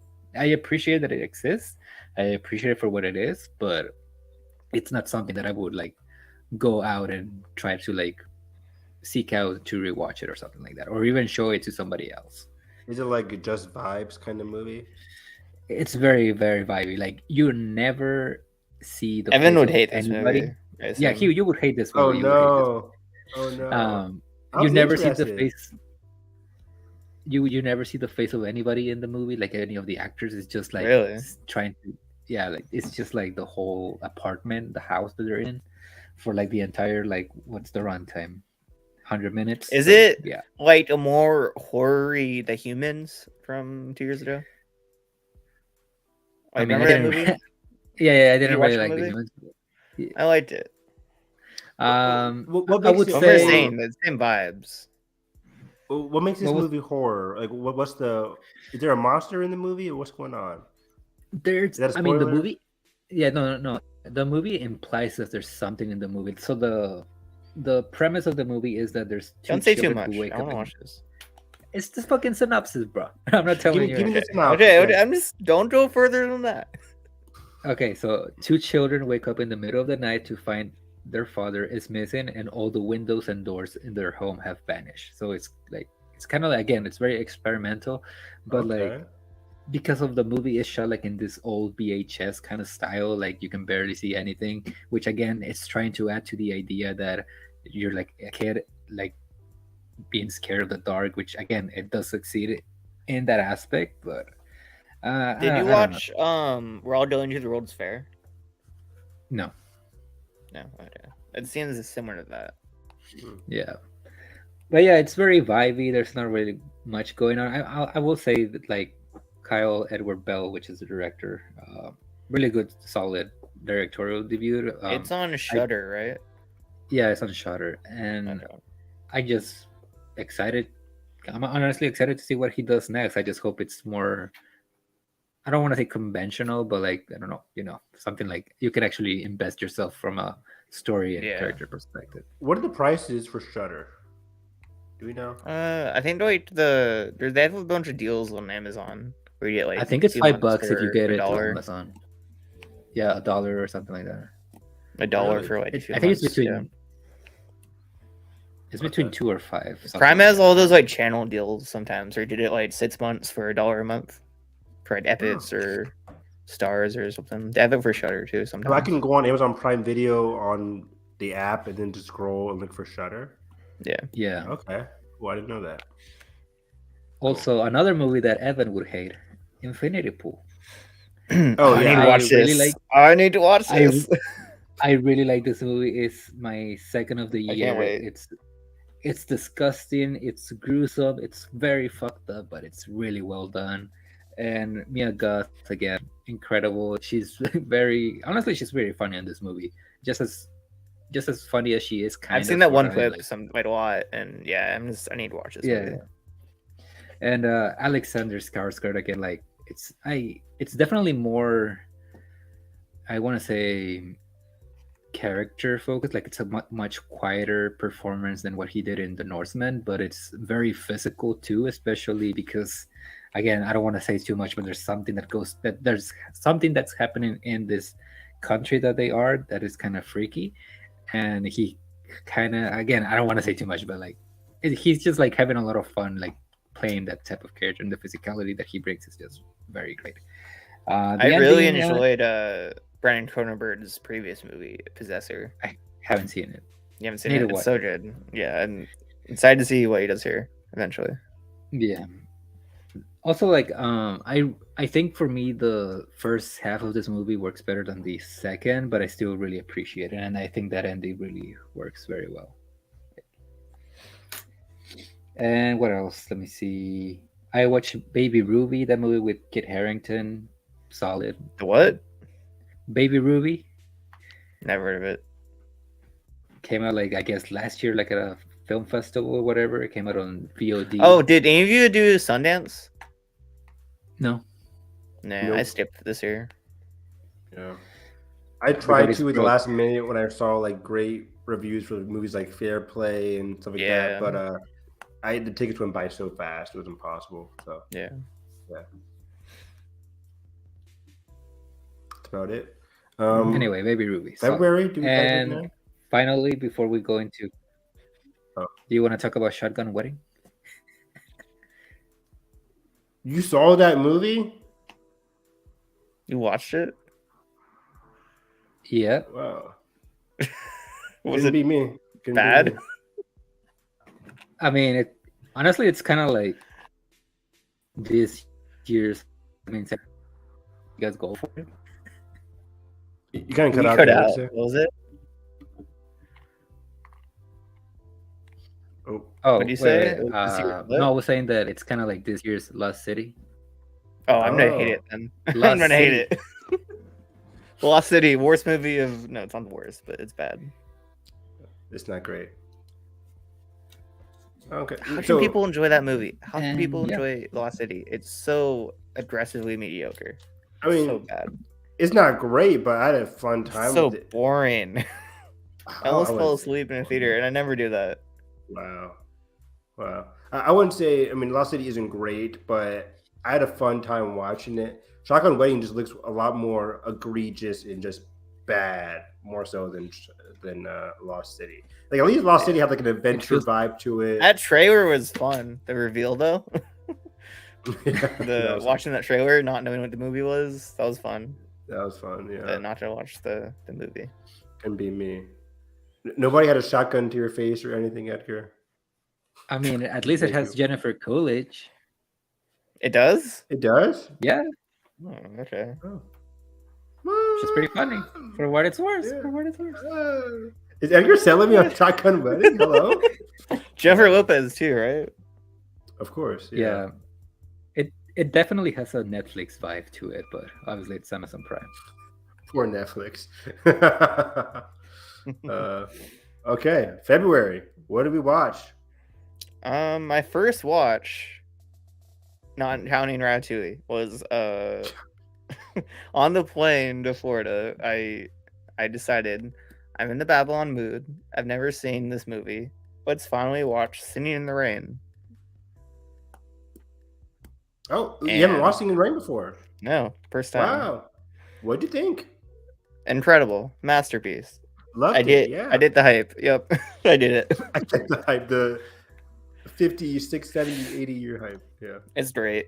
It's phenomenal. It definitely strengthens Babylon even more because you could totally see how it was inspired by it, and it's just so good. Music's incredible. Performances so good. Loved it. Yeah, kind of hard to say what's already been said about that iconic movie, but yeah, I've always liked Singing in the Rain. One of my early favorite musicals. Have you seen Sound of Music, Josh? No, I've seen parts of it, but I haven't seen the full thing. I think you would love Sound of Music as well. Probably. I haven't seen Wizard of Oz, surprisingly, too. No. No! I've seen parts of it, but I've never seen the full thing. Well, first, you need to watch Wizard of Oz so you can then enjoy The Wiz. One of all-time great black movies, The Wiz. You would love The Wiz. You'll love Wizard of Oz. Sound of Music is really good. Old school musicals. I grew up on a lot of those. I need to catch up, yeah. Singing in the Rain, excellent. Mary Poppins is like the only one I've seen. I have like the older ones. Yeah, I remember Mary Poppins. Not the best babysitter, not my best movie either. Come on. Not a fan. It's a classic. It's definitely better than the Garbage Fest. Fuck you. Get out of here. Get out of here. No one is gonna shit talk Mary Poppins Returns anymore. Skip a little light, fantastic. Fuck off. It's so good. Amazing. I couldn't find pure unadulterated joy. Sure. Emily Blunt. Come on. How can you not like it? I like Emily. Not in this movie. We need to do a commentary because I need to show you the light for that movie. That's torture. It's not torture. It's fun. I couldn't find a single song that I could vibe with. None really? of the songs were really. I'm sitting there like I'm waiting for a song, a catchy not song. Even the ending one, like where they have the balloons. Couldn't even tell you. I cried. I still of course cried. You did, motherfucker. Your tear ducts. I love that movie. Your tear ducts must be like on the verge every time you watch a movie. It's like anything. Maybe. Yeah. What were we talking about? Oh, you Sing in the Rain. Yeah, it's a classic. It's a classic. I know. I'll wait for Edgar to get back for a knock at the cabin. Oh, perfect time. Have you seen Rain, Edgar? No, I don't think so. You need to. It'll strengthen your love of Babylon even more. Hey, Babylon. Anything for my boy Damien. How long is Singing in the Rain again? Like not even 2 hours. Like I think it's pretty short. Right? Hour 40. Mm-hmm. Yeah. Is it on HBO Max or? Yeah. Oh man. HBO Max with that catalog though. Okay. They have the whole Turner Classic Movies catalog. It's gonna disappear though, Evan. Shut up, Edgar. Not on my watch, Zaslav. Not on my watch. Knock at the cabin, guys. Before that, let me just. I don't know if you've seen this, Edgar, but I know Edgar has, or whatever. Somebody I used to know. I have not seen. I wanted to see this. I'm a huge I know Edgar doesn't like this movie, but I think it's kind of fun. I think I would definitely love this. My fellow rom-com bro, Evan. Set it up. I rewatched Set It Up this month, by the way. So good. I did not log it, unfortunately. I'm sorry, guys. I think you'd like this movie. Is it even a rom-com? It's not. Yeah. Yeah. more rom than com, but still rom com. Podcast has turned into critiquing genre. It's like they're not likable people, but it's still fun to watch. This is the one where Alison Brie goes over to her best friend who happens to be marrying somebody else, right? I'm not. Do you want me to spoil it for you? No, I mean I saw the trailer. I'm just going off of what the trailer showed me. Like Does it show that in the trailer? I think so. Was that a spoiler in the movie? I mean, it's kind of not a spoiler, but like it's. Is it though? I don't I, think mean, so. I think that was like for me what I was interested about in the trailer, where Alison Brie, I don't know where her life's going. It's like her old point. ex. She Her goes old back ex, home She goes back and home. Yeah, she finds out discovers that her ex is not married, and they have to figure that out. That's basically the whole gist of it. Yeah, so It's fun. That's fine. I don't think that's really spoilery, but yeah, I'm excited. I like those kinds. Alison Brie's great. She's great in everything, and it's definitely better. Like Dave Franco directed this. It's definitely better than The Rental, which is his first movie. Did I see The Rental? It was like just mediocre I think I home did. invasion movie. Yeah, I don't think I really liked Not the Rental. best. I did see The Rental. Yep. Is this when they're it's a rental like on the beach, right? On on the cliffside, something like that. Ooh, Yeah. not Jeremy Allen White. At this day, and like, yeah, the ending of that movie is good, but I just think it's not strong enough as a whole. Okay. Yeah. But I think the fact that he does like that home invasion horror kind of slasher and transitions into like a full rom-com, like he's showing a bit of promise and a bit of like versatility as a director that I like. Okay. Yeah, I'm excited to watch it. Amazon Prime, correct? Yeah. Yeah.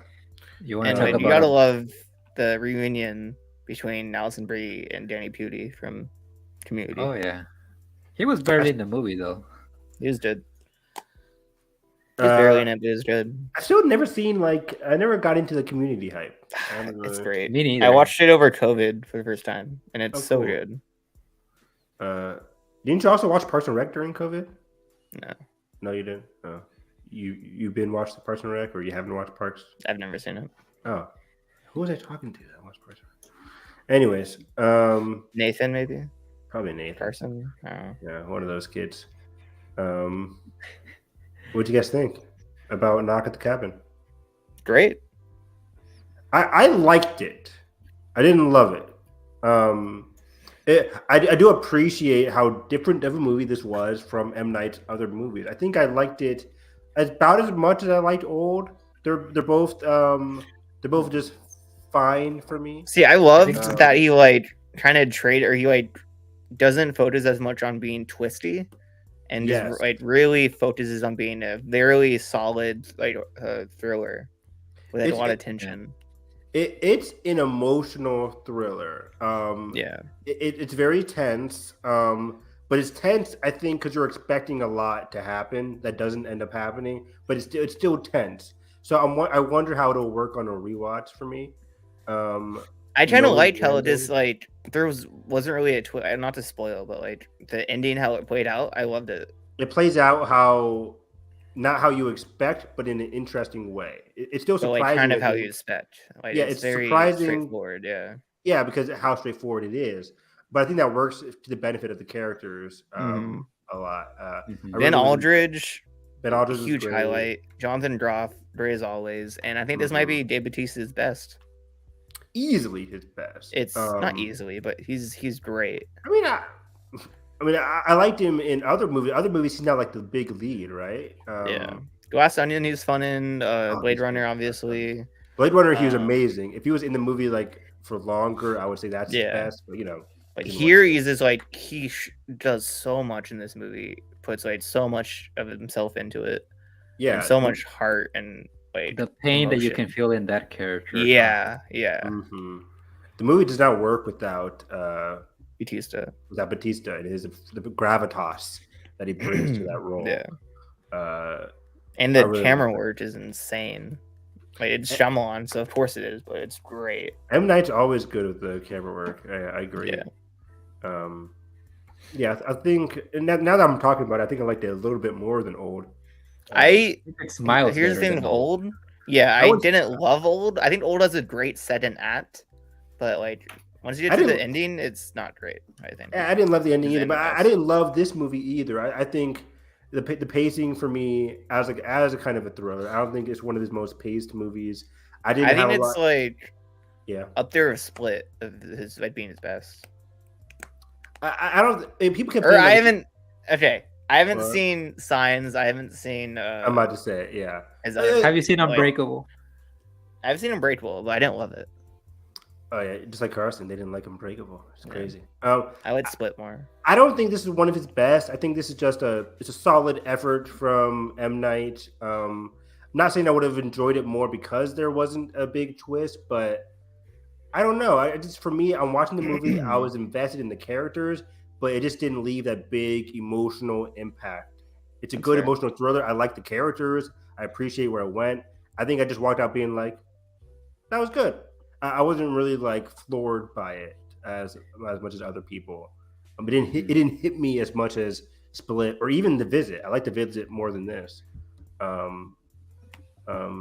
So yeah, I think I still like Split, The Visit, especially Unbreakable, Signs, other movies. I think I feel the opposite because like I actually do think this resonated more with me because we actually get more focus on character and like Yeah. one of the Mhm. things that I don't like about Old is that I feel like it's like too focused. It's more on about the trying- shtick. Yeah, about the shtick, Yeah. about the twist. It's trying to be Yeah. like, ooh, what's it gonna be? And like this is the complete opposite, and Mhm. just Fully like, even though- focused on characters. yeah, Mhm. even the flashbacks, like the way they're interconnected with what's happening Yeah. in the present day, is really good. Hmm. I thought that was like one of my favorite parts of the movie, the way they used flashbacks to elevate like what was going on in the movie. And yeah, there wasn't a big twist, but the decision that the movie is marketed as like one of them has to go, you're questioning that the entire movie. And I love that the trailers only showed like up until when they first showed up. yeah, They're very really great like restrictive marketing, which I marketing, love. for sure. Yeah. So yeah, M. Night doesn't miss. Besides Old was not good. I still think like it's still a interesting movie. Old. It's Like, very not- interesting. it's- I love that we still have M. Night Shyamalan around as like this storyteller, like this filmmaker, because it's like every movie does is interesting and fresh. For sure. What's next? Let's talk about Poker Face. Let's do that. Yeah, Alright. let's do It's Poker Face. phenomenal. I adore Loving this Poker show. Face. It's crazy how creative and unique every single episode is from one another. It's like it's one of the most creative shows I've ever seen, especially not just in terms of like the hijinks, but the tone. Every I time haven't there's a seen tone to it. I haven't seen Columbo, but I've heard it's very inspired by that. Where it's like it's not who done it, but it's a how to catch him. Yeah, that's how they yeah. got him. Because we see who done it in the first 5-10 It's minutes so of each good. episode. It's like, and the way they weave in Charlie throughout the Mhm. story, like those moments you see in the first in the opening, but how she's like Yeah. behind like other side of the camera for like most of those moments. Now, It's we just so haven't good. done a lot of spoilers for this podcast yet, but I want to dive into quick spoilers for Poker Face. Yeah. Has everybody seen episode 8? Finally talking Yeah. about it. Watch it last night. Okay. Episode 8 was Might be my favorite yet. amazing, right? Like It's so good. every episode for me, I'm just like, was that my favorite? Was that my favorite? Like Yeah. episode 8 for me was just so sincere and powerful and emotional. Nick Like, Nolte is incredible. Nick Nolte was really good. There's a scene when they're by the campfire and it's Nolte and what's her name? I can't recall her name. Kathleen Kennedy. Kathleen.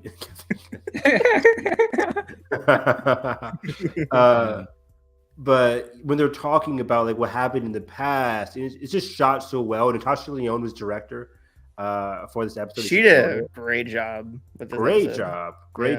job. There's a scene, I think during the campfire scene, where there's a cup by the fire and the flames like reflecting off the teacup. I'm like, oh Mhm. my god, it's amazing. By the way, I have that exact same teacup set that Wow. they use in this thing. Jalen has it over there. I don't drink tea, but Jalen does. And it's the exact same one from the TV show. That's really cool. Wow. But Wow. either way, yeah, this episode was just so sincere, much so like that. Charlie is talking about like what she's going through in terms of like her journey so far throughout the season Yeah. with Nick Nolte, and one of the most like earnest scenes in the entire series so far, where they're both just reflecting on their past and trying to escape the past. You can't escape the past. You have to face the past to escape the past. Last Jedi shit going on there. I loved it. Again, great stuff from all the writers, all the directors from this season so far. They've been killing it. And yeah, great job. It's for just Ryan. a fresh show. I know it's very inspired by this old show that a lot of people watch. I haven't seen Columbo, obviously. But it's so fresh to me, and it's such an interesting concept, and it's nailing like the execution. For sure, it has a great like modern, even if it's related to that older show, it has like a good modern sensibility to it. In terms of everything that's going on. Some of my other favorites throughout the season so far have been like the grilling episode. That was very funny. Oh my god! For the spoilers, the revelation is that he watched Oja. He made him become a vegan. The best fucking bit. The best bit. That's like incredible. Such a deep cut for a big cause of the episode. That's like something Ryan would do to it. It's genius. Wild to me. Like a little small movie. Like granted, Bong Joon-ho is now a best director winner. It's not as small, yeah, because but it's still 3 out of 10. Not as most well known. Yeah, 3 out of 10 film fans would see like, yeah, I've seen Okja. Like even for film Twitter, it's a rare movie. Yeah. Especially because it came on Netflix and just went. But it's very funny, and Jake Gyllenhaal is amazing in Okja. Those first 3 episodes, like this hit so much. Like especially the first one, setting the tone, setting the world, setting these characters, and episode 2 might be like up there with my favorite so far. 2 was the one with the gas station. Yeah, this small town vibe and like that psycho kid, and like it's so good. Han Chao, oh, she's incredible, so good. But yeah, that was the one that really hit me because like the subway guy was so nice and good. I'm like, don't do it. Don't do it to us. Don't you dare. I love how like they really play with who's getting killed each episode. It's like they play through expectations so well, and that's something Ryan is known for. But the best one, again, spoilers, Poker Face. The best one that played with our expectations in terms of who was getting killed was the play episode. I think the play episode, the stage play, where I'm like, oh, one of these two is going to get got. Maybe they're both going to get got. But no, it's the wife. It's Jamila Jamil. They played it. Like, they were the ones who did it. I'm like, holy shit. Like, yeah. Also, the race car one, too, was really smart. Oh, my God. Yeah, that was very smart. Too. I'm like, this guy is messed up. Yo, like. The show's a blast. Like, it's not something you need to think about as much as other stuff. And it's just so fun and so smart and just brilliantly created. Love it. Every episode feels like its own little like mini movie. Like it has, it's very well constructed. It's like anthology, but also having a through line with Natasha Lyonne, and it does it in the best way. Exactly. And we still have the Stephanie Shu episode to go. I'm waiting. I'm waiting for my girl to show up. I'm waiting. I'm like, don't tease me for a good time. Like, I need to see it. Yeah. I think we have 2 episodes left, right? Just 2 episodes. Yep. And it was confirmed for season 2. Thank God. Thank God, for sure. Yeah. Great. It's great stuff. That and The Last of Us, right? It's gonna be hard to beat both of those for this year. But like, there's so much that who knows. There's so much to come. Segue into I finally watched Succession. Somebody play the theme. I'm blaming you why the show is ending. I know, right? Right when I started. It is. I mean, to touch on that real quick, I love when a show knows when to stop. Yeah. And after that season 3 finale, the show's this fucking perfection. I had a fear. It is genius. I had a fear there was going to be an ending with season 4. Given the way that season 3 ended, I'm like, season 4 they have to. It has to be war. It's It has straight to be up war. full on war, but like they can't go on for much longer than this. I always feared like if it wasn't going to be 4, it had to be 5. But 4 makes sense, even though I'm still depressed that it's ending because it's just one of HBO's best. Came shows. out of nowhere too. The announcement. It's incredible. Yeah, I'm so glad I finally watched it. I don't know why I never watched it, but I'm glad I finally. We kept telling you. I know. Like, it's definitely not what I expected at all. Mm-hmm. I was expecting this like really serious, like court, not courtroom, but like this workplace drama. But it is like hilarious. Yeah, it's hilarious. It's dark, but it's funny. It's everything. It's everything tense. You want on TV. It's everything. One of the best writings I've ever seen of any show ever. There's jokes that I'm surprised that they got them into the show that I'm like, oh shit. Which ones? I mean, even like recently with like season 4, like even that trailer where they're making fun. I haven't seen the trailer. I'm trying to avoid it. Oh, okay. I've like, yes. Don't say it. But like going back, like bored to the floor.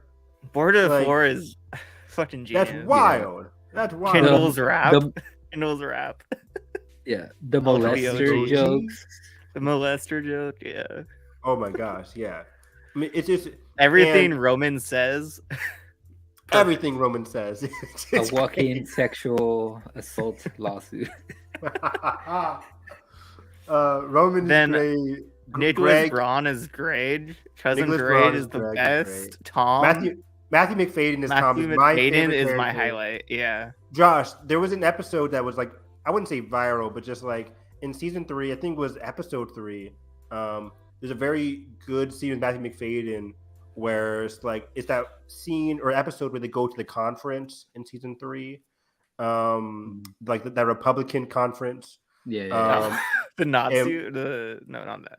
The Nazi line's good too, but yeah. But Matthew McFadden's like kind of like not fitting in well at this conference. He's kind of like the butt of the joke, and the Roys are kind of sinking him basically like as the fall guy. And there's a very good, sincere scene at the diner between him and Kendall. Oh yeah. And I'll just always remember. I'm like, oh my gosh, this is Matthew McFadden's. McFadden has so much range because he could play like goofball, like horrible boss, like meanest person, but he like when he's with Shiv, he's like just like a sad dog, like just on like feels so alone and has so much emotion to him. Like he's so good.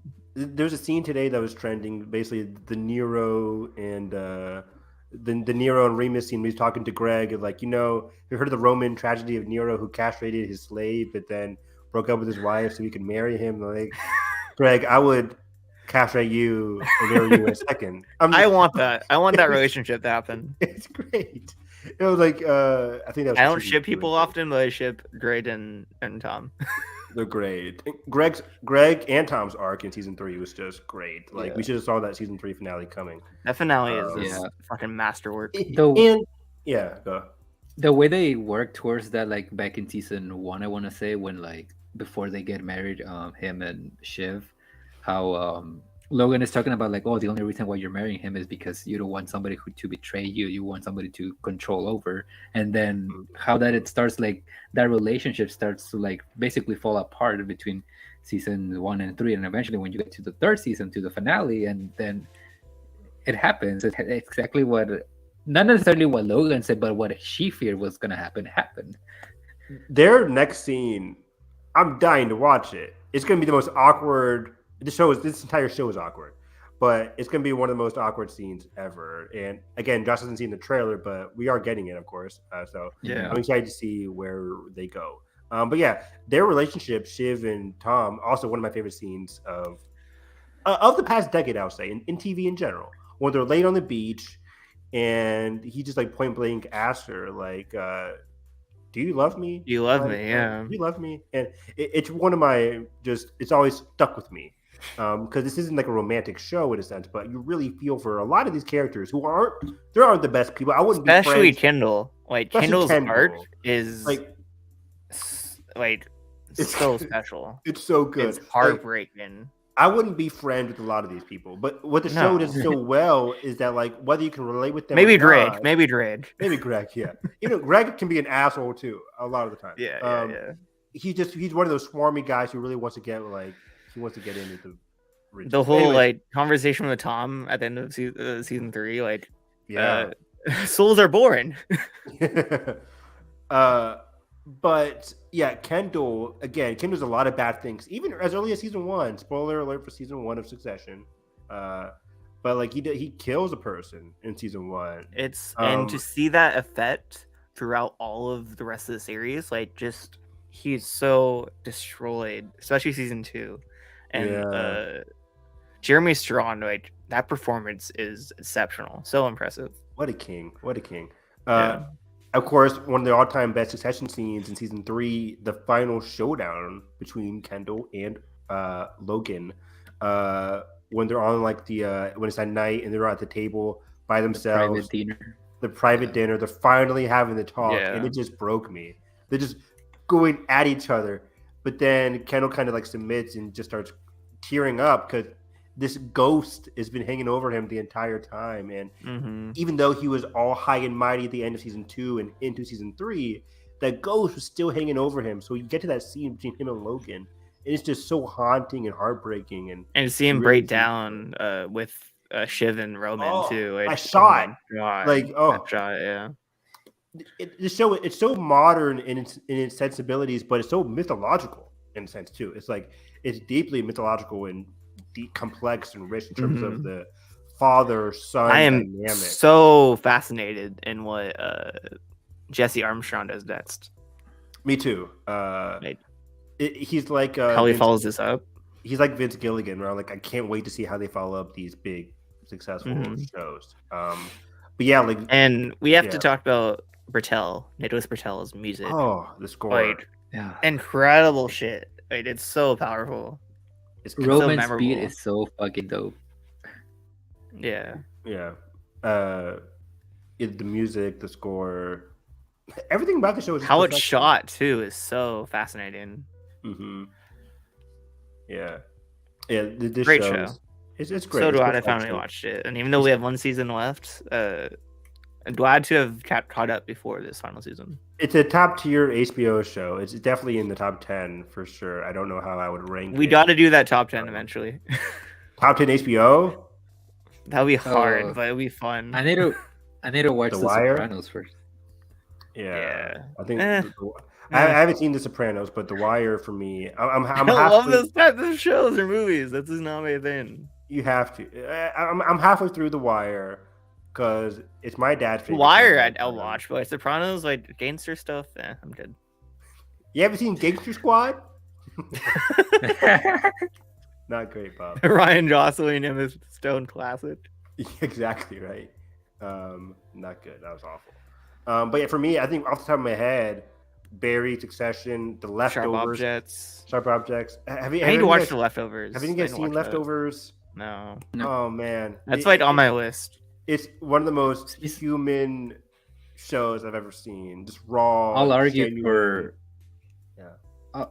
for the first season of Big Little Lies. I was about to say that, but Little Lies season 1 is incredible. Peak.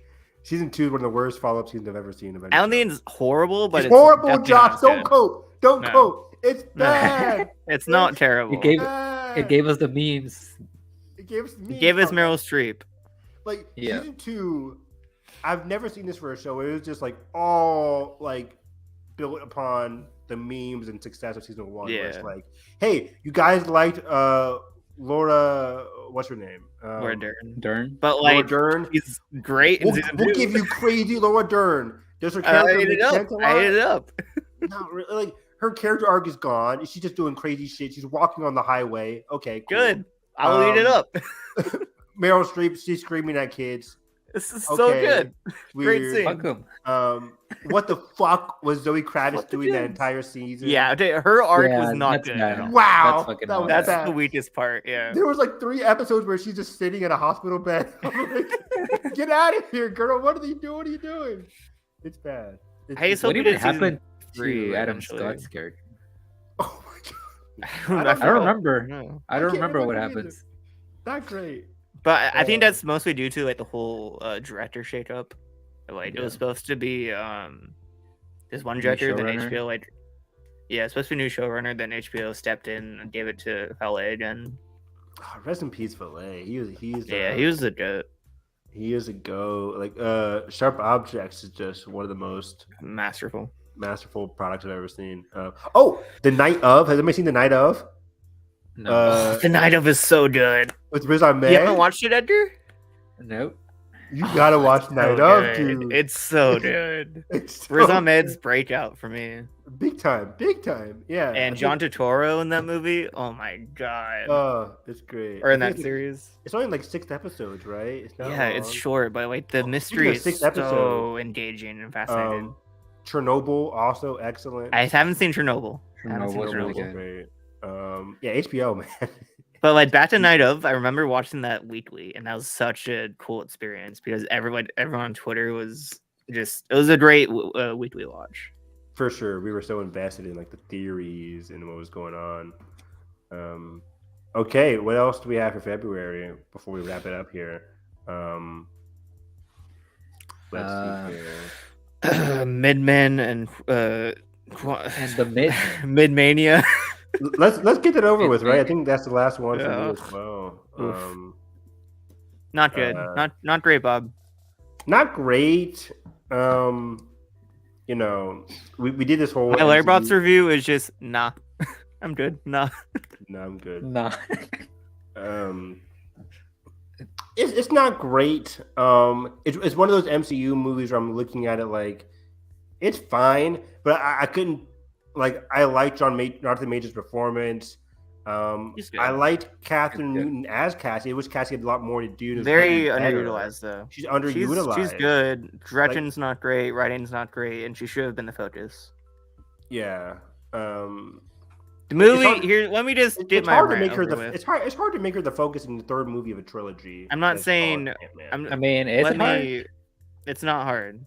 I mean, like, as a defender, in Cap 3, are you going to change perspective away from Cap in Iron Man 3? I'm not saying the focus. I'm saying instead of being this huge Avengers level threat, setting up the next phase, it should have been about Scott reconciling with Cassie after 5 years gone. I would 100% and what happened during that time, and should have been way smaller threat. Should have been MODOK as the main villain. And AIM. No. A different MODOK, not this MODOK. But I think it would have been a cool idea. I don't think Kang was the issue. I think it was. I just think Kang was a solid villain, and Nathan and I talked about it on the stream. I think there was a trailer that sold a better movie than this was. Like in the trailer for Ant-Man 3, the second one at least, Kang says like, "You've been gone a long time, Ant-Man. Like, wouldn't you want like more time with your daughter? You've been away from your daughter for so long. You missed a lot of that time. I can give you that time back." And in this movie, that's like never addressed. Like No. I think Kang is such an interesting villain in terms of time, and Ant-Man lost so much time with his daughter. There's a great dynamic that can be mined there, and they talk about it there, but it dissipates instantly. Like it just doesn't. It's not an Ant-Man movie. It's not an Ant-Man movie at all. Literally, the scaling of Ant-Man is not interesting because it's in this mucky CG location where scaling doesn't matter at all. Like when he's giant, you could barely tell just the way it's shot. And they frame it like a mid shot of two normal people. Yeah, and it just looks like they're normal size. And the thing I love about the first two Ant-Man movies is like the way they play around with the sizing and the scaling and what makes Ant-Man like him shrinking and growing and like how that affects his fighting style and how it affects the movie and the plot. But this is not an Ant-Man movie. It's just set up for the future MCU. And there's more of a focus on Janet instead of Scott and Cassie, which is not the right move for me. I mean, I like the focus on Janet. Janet gets a lot of great scenes in this movie. I love Michelle Pfeiffer, but she's not good in this movie. Wow, I disagree. I disagree completely. She's so one note. I know. I disagree. I think there was a great scene between her and Jonathan Majors when they're sitting on a rock talking about like their hope, literally Hope Van Dyne. There's talking about shots the of like host, when some something good big's stuff. happening, her and Michael Douglas are just staring, like not reacting at all. Sure, but I think on a whole, I think Michelle Pfeiffer stole a lot of the movie Yeah. between her and Jonathan Majors, Here's- their connection. Like again, the movie has some good points. It just never goes the full limit because it's hindered by a lot of these other big extravagant things that just don't make sense. Yeah, Disagree. I think the thing with Michelle Pfeiffer is that, like you said, Evan, I do agree that her scenes with Jonathan Majors are very good. The reason why they're very good is because they're actually trying to form some kind of dynamic between those two characters, a relationship. But Yes. like everything else, anytime that she's with like Bill Murray or with Yeah. what's her face, Evangeline Lilly or whatever, like since none of those characters have nothing to do in the movie, like she's just basically sleepwalking. Yeah, all of them are, and it's such a shame because I think they're agree. great in the first two movies. I wouldn't say they're great in the first two movies. I think Ant-Man and the Wasp has some revisionist history based on this movie. I think Ant-Man and the Wasp is not great. I mean, you know me. I've always enjoyed Ant-Man and the Wasp. Of course you do. But I think you probably cried at Ant-Man and the Wasp. But I did not, but not that far, Evan. But I mean, I didn't like Ant-Man and the Wasp. I didn't like this movie that much either. I'd rate them in the same boat. They're both just like. At least both Ant-Man and the Wasp was still an fine. Ant-Man movie. I mean, sure, but it doesn't make it a better movie. I think it does. Like it's about Ant-Man and the Wasp, or this is about Janet and Kane. One of my criticisms of Ant-Man and the Wasp was I didn't really buy Paul Rudd and Evangeline Romance. I did. Evangeline I Lilly's liked the romance. chemistry in I the didn't really second buy movie. it in Ant-Man and the Wasp. But yeah, in this movie, yeah, Evangeline Lilly, for as good as she is in other movies, she's useless here. Not good here. Michael Douglas, useless here. And earlier in the podcast, I talked about like teasing stuff that made sense later on in the third act. The whole ant thing, I guess it makes sense. It's fun, but like it just comes out of nowhere. They try to say, oh, remember when the ants fell with us too? I mean, yeah, I guess, but like it's still not a gratifying ending. It's just a mess. The whole movie is a mess. Michael Douglas looks so bored during that scene where he's man. Hey, I like ants. I'm like, oh no, Michael Douglas. It's not great. But what was I gonna say? Again, I do like Jonathan Majors, and I'm upset because I was gearing up, and people were ready for like this to be the Avengers setup. But even then, I think this fails as an Avengers setup because it makes me less excited for what's to come. In terms of, I was excited for this movie to bring me Kang, and I like Kang a lot in this movie, King the Conqueror. But then they supposedly kill him off in this movie. Granted, I think he'll be back in Secret Wars probably, but Loki season 2, or he's back in season that. 2, Jonathan Majors, a different Kang, but a different Kang, which I think I'm like, isn't it funny that at least for me the last post-credit scene is better than the entirety of the movie? Yeah, that that's one because Loki it's probably a clip scene was from the better. show. Yeah, and Loki is far superior. I mean, I wouldn't say it's better than. I mean, it's a fine scene. It's out of context, so I It's don't really know fun, what's going and on. it's actually you should tell it's a different director because it's actually How is one interesting scene shot. fun? It's one guy It's talking. fun and Loki seeing Tom being like, Hiddleston and Mobius again. I've seen them in a show already. It's fun seeing them They're again. they're looking at a stage saying, "I've seen that guy before." It's not the Ooh. best post-credit scene, but I'm it's like, still better than this movie. What's happening in this scene? Am I going crazy? It's a scene from a TV show. I know it's not What's so the exciting great, about it's not the that? best, but It's not. I think good. it just works. that- I think it works because you can see like Tom Hiddleston is giving a shit. yeah, He the always actors gives are a actually shit. giving a shit. He always gives. But yeah, Unlike this movie. in comparison to this one, which again, I would fight back against Michelle Pfeiffer. But yeah, the biggest crime for this movie is that like they're setting up these Kangs, but like I'm not excited care. to see an Egyptian ruler. I'm not excited to see the one above all or Centurion and whatever your name is, the robot looking one.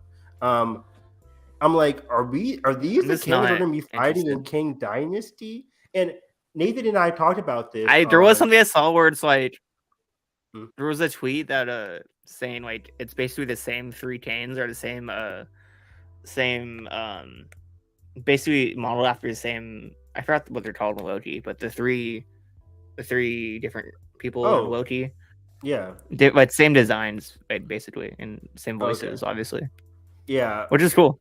The Yeah, timekeepers, which there it makes is. sense in terms of the timekeepers, and like there was Yeah, one that was the one that went missing that fell over. It could be, the Loki or the this king can, that yeah. died. Yeah.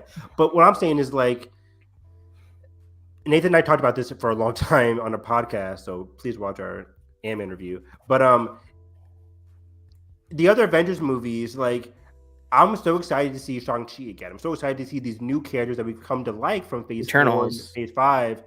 But if we thrust them into a multiversal war in King Dynasty, I'm like, can we get the Avengers forming and can we get the Avengers as a team? That's why I like the We first still haven't two. gotten them as a team yet. We haven't. And I like the first two Avengers movies. People might not like Age of Ultron. I don't really love Age of Ultron either. But It's fun. the first act of that like it. movie, when they're just hanging out at the Avengers Tower shooting the shit, I'm like, those are the things I love. Yeah. And those are things I don't think we'll be able to achieve because most likely in King Dynasty, it's going to work as an Infinity War where they're just all separate, but then they got to unite because there's a big threat, which happens a lot in the comic books. But in terms of movies, I want to see them working together as a team, not saying that Loki and Ultron were smaller level villains because they weren't, but I'm just like, I want them to fight a villain first and then get into a big multiversal Thanos-like war instead of just like, hey, you like Shang-Chi? Well, his next movie is going to be in King Dynasty. I'm like, whoa. Can I see Shang-Chi 2 first? Can I see these characters again first? Let me live with these characters some more in the world before they have to go fight for their lives against different. It just seems so rushed. It seems very rushed. I'm like, give me an Avengers prior to King Dynasty. Like, if there was an Avengers movie after Phase 5 that was kind of like, I don't know, just a smaller level villain with still big road-ending stakes, give me that. Then give me the multiversal big, like, hey, here's your X-Men, Logan, Fantastic Four craziness. Because we know with Secret Wars, we're getting, like, Peter Parker, Andrew Garfield and them. We're getting all these big characters from different universes in Secret Wars, obviously. But King Dynasty, I just wanted to probably every single Marvel character, unfortunately. I know that's more so Secret Wars. So I'm optimistic for King Dynasty still because of Destin and Jeff, the guy who wrote this movie, Jeff Loveness, whatever his last name. Do we have a director for Secret Wars yet? No, we have I know a writer. Waldron's writing, which is very good. Love that. I don't think we have a director yet. But Jeff has already teased that like Destin has a real grasp on a lot of these newer characters for the movie. Like, yeah, but how much of a grasp can you have in a Marvel movie these days? A lot. What are you talking about? Guardians. I know, but that's different. A lot of these movies, don't say it's different. It's not different. They're all part of the MCU. It's established already. Because he got established because of it being in a Marvel movie. No, I know. I'm just saying like that he has full creative freedom because people love Guardians and it's distinctly him. I mean, a lot of these movies I would argue are Destin. Shang-Chi, you can't say anybody could have done Shang-Chi. I would say the Destin movie, whether you love Thor, Love and Thunder or not, that's a very Taika Waititi movie. And for better or worse. For better or for worse. I mean, people like, not every director is going to have a movie that you love. Like, I would say it's as much as a Waititi movie as Ragnarok. I love Ragnarok. I don't love Thor: Love and Thunder. It's just hot and cold. I would say most of the directors.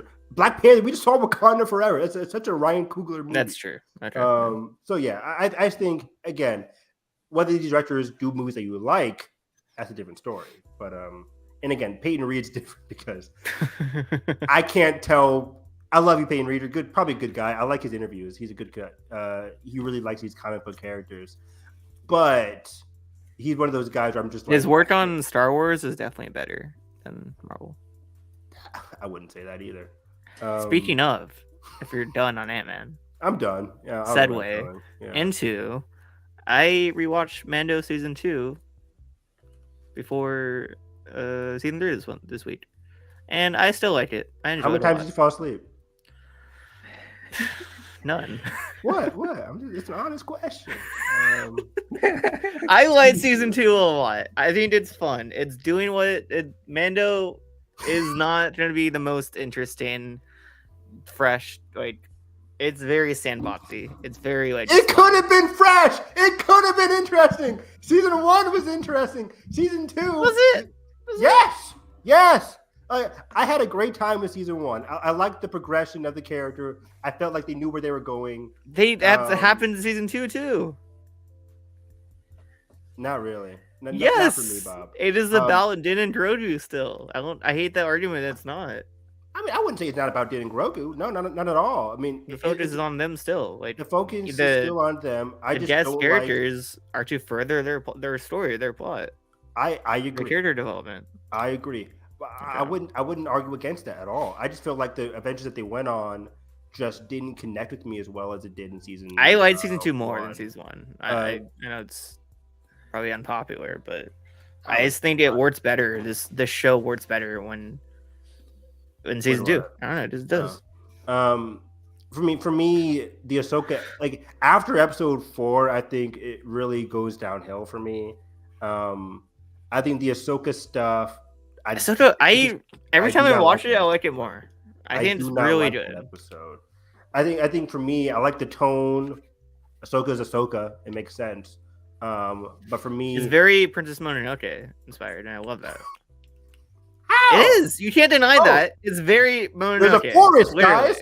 There's a castle. Ahsoka is Mononoke.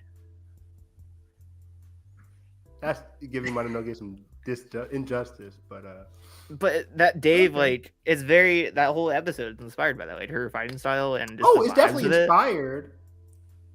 I'm not saying it's better. No way. I'm saying inspired, but I just don't think it like it fits the inspiration. I think it does. I think Dave Filoni knew what he was doing. It's very much like I think he tried. Very samurai. I think he tried. It's a samurai. It's fine. I mean, I don't like the Grogu stuff in that episode. I don't like the. You don't like the Grogu stuff? Oh, we find out his name, Evan. Not just that, but the connection with Din forming and like just the emotional aspect. Tell me how the connection with Din forms in episode 5. It hardly him having to struggle, giving him away to Ahsoka, and realizing that like it's probably best for him to go with the Jedi, but it's his son now. Like it's hard to give that up. Yeah. I don't know. I didn't connect with it at all. Learning more about episode his past, 6 is fun. Like the whole Boba Fett episode, it's fun. It's not like that one at all. It's fun. I didn't like that one at all. But I like the ending of that episode. I thought it was very thrilling. The whole chase sequence and it was cool seeing Boba Fett fight people, I guess. But again, it was one of those things where I'm like, Boba Fett's here, and him and Din didn't really get a chance to talk or just to like have any kind of ideological struggle or interesting connection in the slightest. It's just like, hey, you have my armor. I want it back. Oh, wait, here's some stormtroopers. We got to fight now. Hey, you're part of the crew now. Like, it didn't really... I didn't get that Boba versus Din struggle, ideology, or anything interesting. Yeah. They didn't mind anything interesting from these characters. Even in Book of Boba Fett, when Din comes into the show, there's still not anything interesting. There's not... About. The thing about the show is that I've accepted that it's not to have like the emotional strength of like things like Andor or other shows do in Star Wars, but I think there's a place for both. There's a place both. To have just fun watching these characters that we love. I disagree. I want to have fun with my TV shows, but I watch way too many TV shows just to have fun. Then don't watch it. I want to watch it because I just for any kind of, whether it's a TV, movie, book, give me some depth. And I don't think I'm getting as much depth as I expected from the show. I think there is some depth there. There is some stuff I can I still think Peyton Reed's finale episode, aside from the loot stuff, I understand people have problems aside from the last 20 minutes, guys. You can't say that. Like, the whole episode, it's like 5 tops, 10 tops, 10 tops. But, like, there's still moments besides that, like, in the ending, like, the emotional moment between Din and Grogu is, like, still gets me. It's incredible. And Pedro is so good in that. And the whole tension building before Woot gets there is exceptional. I think Batenery does such a great job with that episode. It's so good. You're right. That's very good. It gets crippled by what I don't happens. think it's crippled. Like I don't think it's that much of a downplay. I understand coming in with the CG and stuff, but like not just Luke. People are forgetting the elephant in the room, and that's Moff Gideon is a terrible character, and he ruined the finale. Moff Gideon is awful. I don't agree with that. I don't agree with that. Your heads. Moff Gideon sucks. He's not the best character. It's not the most thought out, but as Cersei was in season 8, where he's just like no, he's not. He's smarter than that. He's smarter than that. Is he though? Yeah. What does Moff Gideon want? He wants the kid. He wants power. He wants to keep the saber because that means he has power over Bo-Katan. I don't think he actually wanted the saber in the end. I think he wanted the whole man. He likes the quout. He's a quout chaser. I'll admit that. He's a Star Wars stan. Yeah. He's a Star Wars stan. He loves Mandalorian culture so much. And like, we could have a quout chaser in Star Wars. Why not? Sure. Star Wars Twitter is filled with them. Representation. That's amazing. But yeah, Well, all this being said, I'm excited for season 3 because I think it's going to get into what I like or what I'm hoping for with the Mandalorian. Getting into the Mandalorian culture, Din's inner struggle with hopefully deciding that this group that I'm in isn't the best group, in that I think he needs to evolve. I have gripes because like I also rewatched the last 3 episodes of Boba Fett, and I'm not the biggest fan of that show, but I think those episodes are fun, but they kind of weaken the emotional strength of the finale, because having him go back to Din that fast and in a completely different show, not completely different, but like it's titled Book of Boba Fett. Yeah, have him be not in the main character show. Are you gonna watch bit of a plot point resolved? But to have that bit of a plot point resolved in a completely different show is bullshit, and like it's so dumb. I agree. Let me get my 2 cents here, because have it at least be season 3. Like people keep arguing. Well, they marketed it as Book of Boba Fett as Mandalorian 2.5. They did. Sure. But still, it doesn't give. I don't give a shit how it's marketed. Not titled The Mandalorian. Yeah, I don't give a shit how it's marketed, because first of all, if you're outside of Twitter in any space, you have no clue. So either Jon Favreau's favoring the people who are on social media, or which fair, okay, sure, fair, but that's like what 10% of your audience, if that. Yeah, so it's maybe like 25. Maybe 25 still not that big. If we're saying that. Yeah, but I'm like, okay, so are you prioritizing them or what? But Evan, there was a post-credit scene in Mandalorian. If you stayed past the credits, and it doesn't say coming soon, Butcher Boba Fett. It's just the scene. Like those people could think that's just the next scene of Mando. That's the next season of Mando. And again, if you weren't fans of those characters in Mando, you're like, okay, cool. Anyways, I'm hyped for Mando season 3. But yeah, even if they handled this in, like, let's say Mando season 3, I still wouldn't like it, because I think they handled it. It's rushed. It's rushed. And I hate using that rushed. Word. Rush is, I hate using that word, but in this sense, I think it makes sense, because it's like it's very quick. I think even Jon Favreau talked about it, where there was an interview where he said, like, we wanted time. We visualized how Mando wasn't good without Grogu, and Grogu wasn't doing so well without Mando.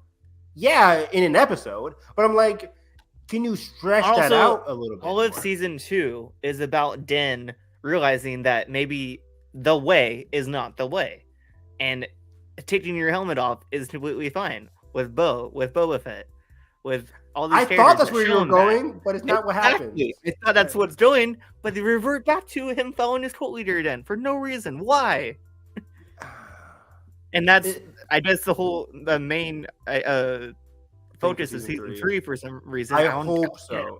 I hope so. Because for me, I think Din is still a young character, so I'm trying to cope. I'm with you, Josh. I'm trying to cope with, like, okay, this makes no sense. Maybe Din's a 30-year-old man, so I think even though he had this he's obviously a dumb character. He knows nothing about the universe he's in, but that's funny. I mean, he knows. He knows. He had the smartest character. Are you a Jedi?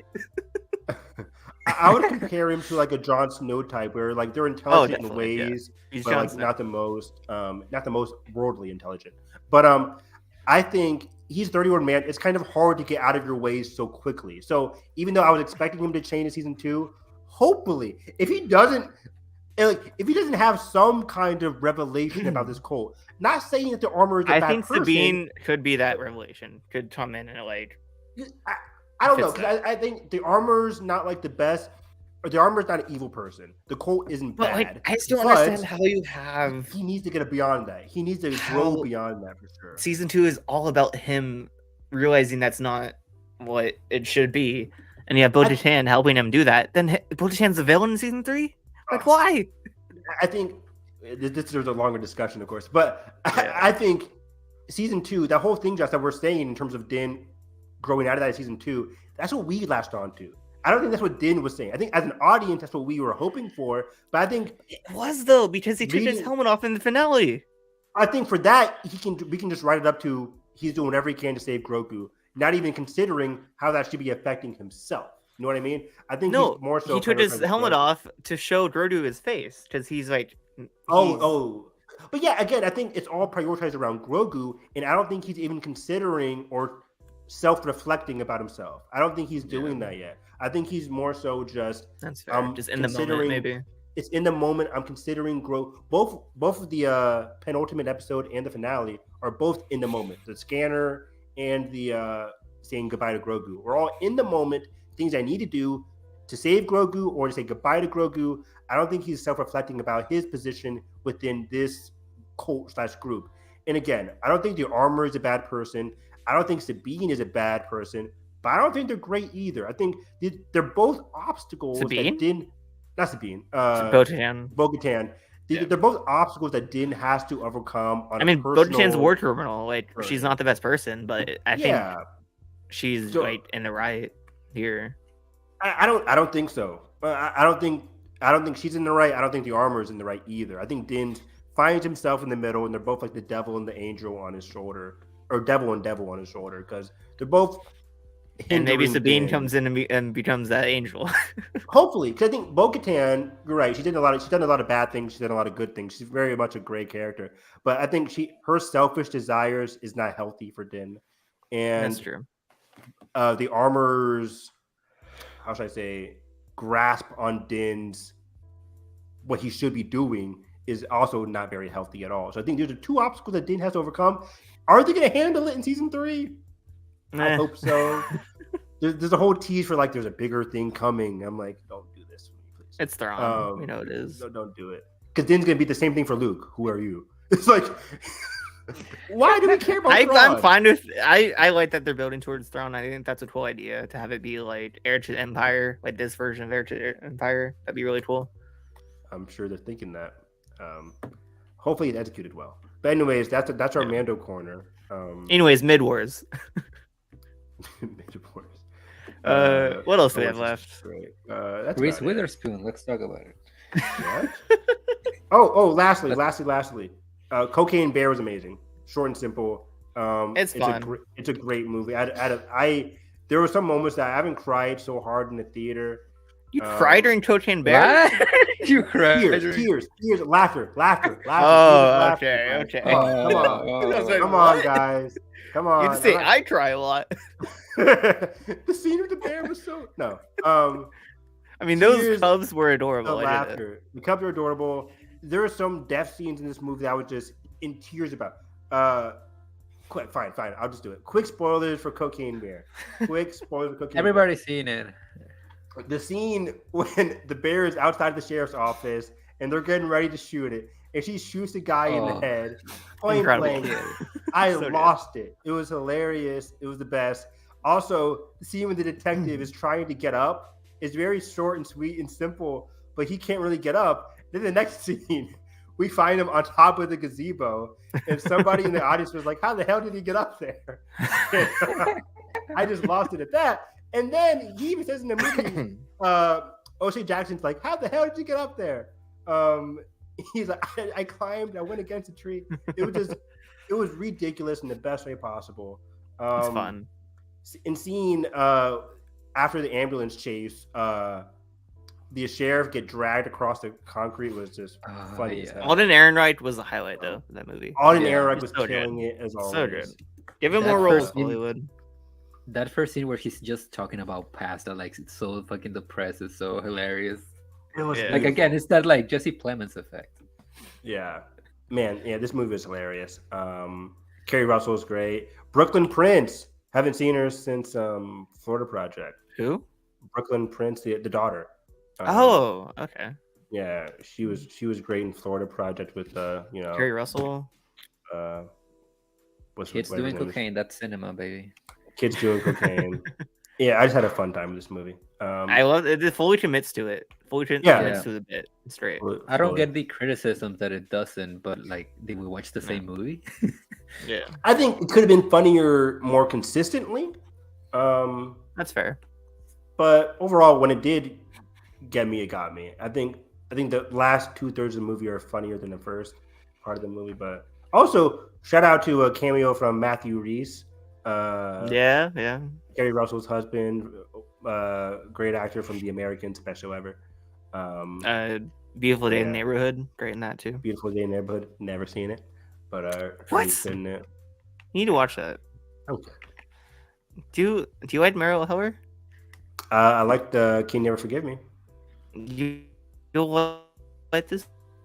She's a great director. It's a great movie. I probably would. Yeah, I probably would. It's more than just a biopic about Mr. Rogers. It's way more than that. Okay. Anything else? Edgar, anything else? Your Place or Mine, the Reese Witherspoon movie. Not You saw that, Here's- Edgar? What is wrong with you? Oh my gosh! Why are you surprised at this point? I shouldn't be. You're right. Okay. I shouldn't be.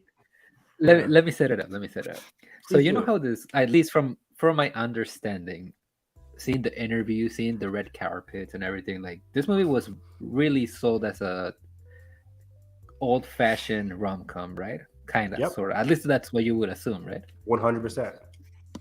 I was honestly shocked, and this doesn't happen in a bad Netflix movie, but I was honestly shocked watching this movie because Reese Witherspoon and Ashton Kutcher, I think they only share one scene in the same room throughout the entire movie for like 5 minutes. What? What? How? What? And the entire okay, so here's what What's the movie about then? Actually, they're best friends. They used to hook up when they were younger or whatever, and then Mhm. once they get older and she gets married and has a kid, and she I think from what I remember, she tries to get her education like actually like completed, but she has to go to New York to do it. I think she's based in California, I want to say. I don't remember. But she has nobody to look after her kid, so Ashton Kutcher comes back into her life and like, oh, I'll do it for you, like just come back. He's the one who lives in New York, she lives in LA, and they basically switch places, and you eventually just see Ashton Kutcher babysitting this kid while Reese Witherspoon is trying to get one, her degree, and two, hooking up with other people in New York. and it's just Wow. I bizarre. watch this now. And the movie, I don't think you care. The movie ends with them like coming together and becoming a thing, right? But again, that's like 5 minutes of the entire movie where That's they're the in ending is the same only fucking part where they're room. together. Yeah, basically, the last Wow. 5 minutes of the movie, and that's it. It's fucking bizarre. Go watch it. It's like Ma- really, it's like a so bad it's kind of good. Wow. Now I'm really. Edgar knows really how to sell a movie. He's got that pitch. You got that pitch. You got the Hollywood pitch. Wow. That sounds bizarre in the best way possible. Yeah. Is it not too long either? It's like 90 minutes. Was it like at least funny? Like in a bad Not- way? It's funny Is it in a fun to bad watch? way, but because it's trying to be funny. Like there's a character played by Zoe Chow that is like the kooky side character From After to Party, Reese right? Witherspoon. Yeah, and Hmm. and she's just like you can tell that she's trying, but the lines that they give her they're just so fucking bad. Oh, man. When is After Man. Party Season 2 coming out? I still need to finish season 1. Wow. Oh, yeah. You guys I didn't only like got After like Party. 3 episodes in it. I like Yeah, it. I enjoyed it. There was other things to watch. Trey Like is you the one watch who TV didn't shows. like it. Oh, Trey, yeah. Yeah. After Party season 2. I have 2 more things, but it kind of leads into Oh, later After this Party week. season 2 is this April. Holy shit! April 28th. Really? Yeah. I rewatched Creed last night. Oh, I rewatched Creed this week too, or last week, as well. Still I watched it for my- the first time before Creed 2 because I was going to watch Creed 2, but I never watched Creed 2. So I watched it like 2017, 2018 when that movie came out. I liked it fine. I think it was a good movie. It was pretty good, but rewatching it hit so much harder. Oh, Creed okay, 1? Okay. Creed 1, yeah. You thought it was pretty good the first time you saw it? Yeah. Wow. But that was like years ago. 2015, baby. Well, I watched it like after it came out, like before Creed 2. 2018, baby. Yeah. But this time I was just wowed by it. Like it's so good. It's incredible.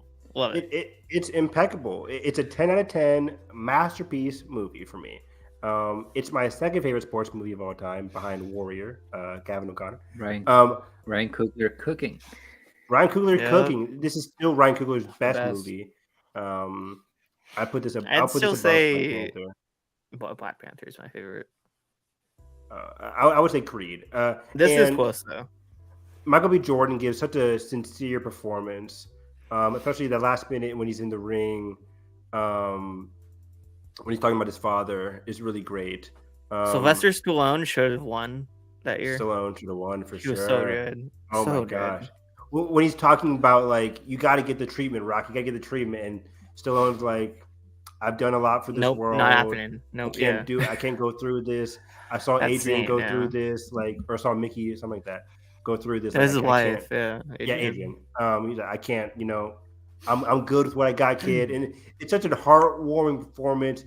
And Both of them are so good. Tessa Thompson's first big lead here, first big role. it in was. Creed. Yeah, that's right. I think before this, I saw her in Dear White People. Dear in White People. 2014, Yeah. and she was excellent in that as well.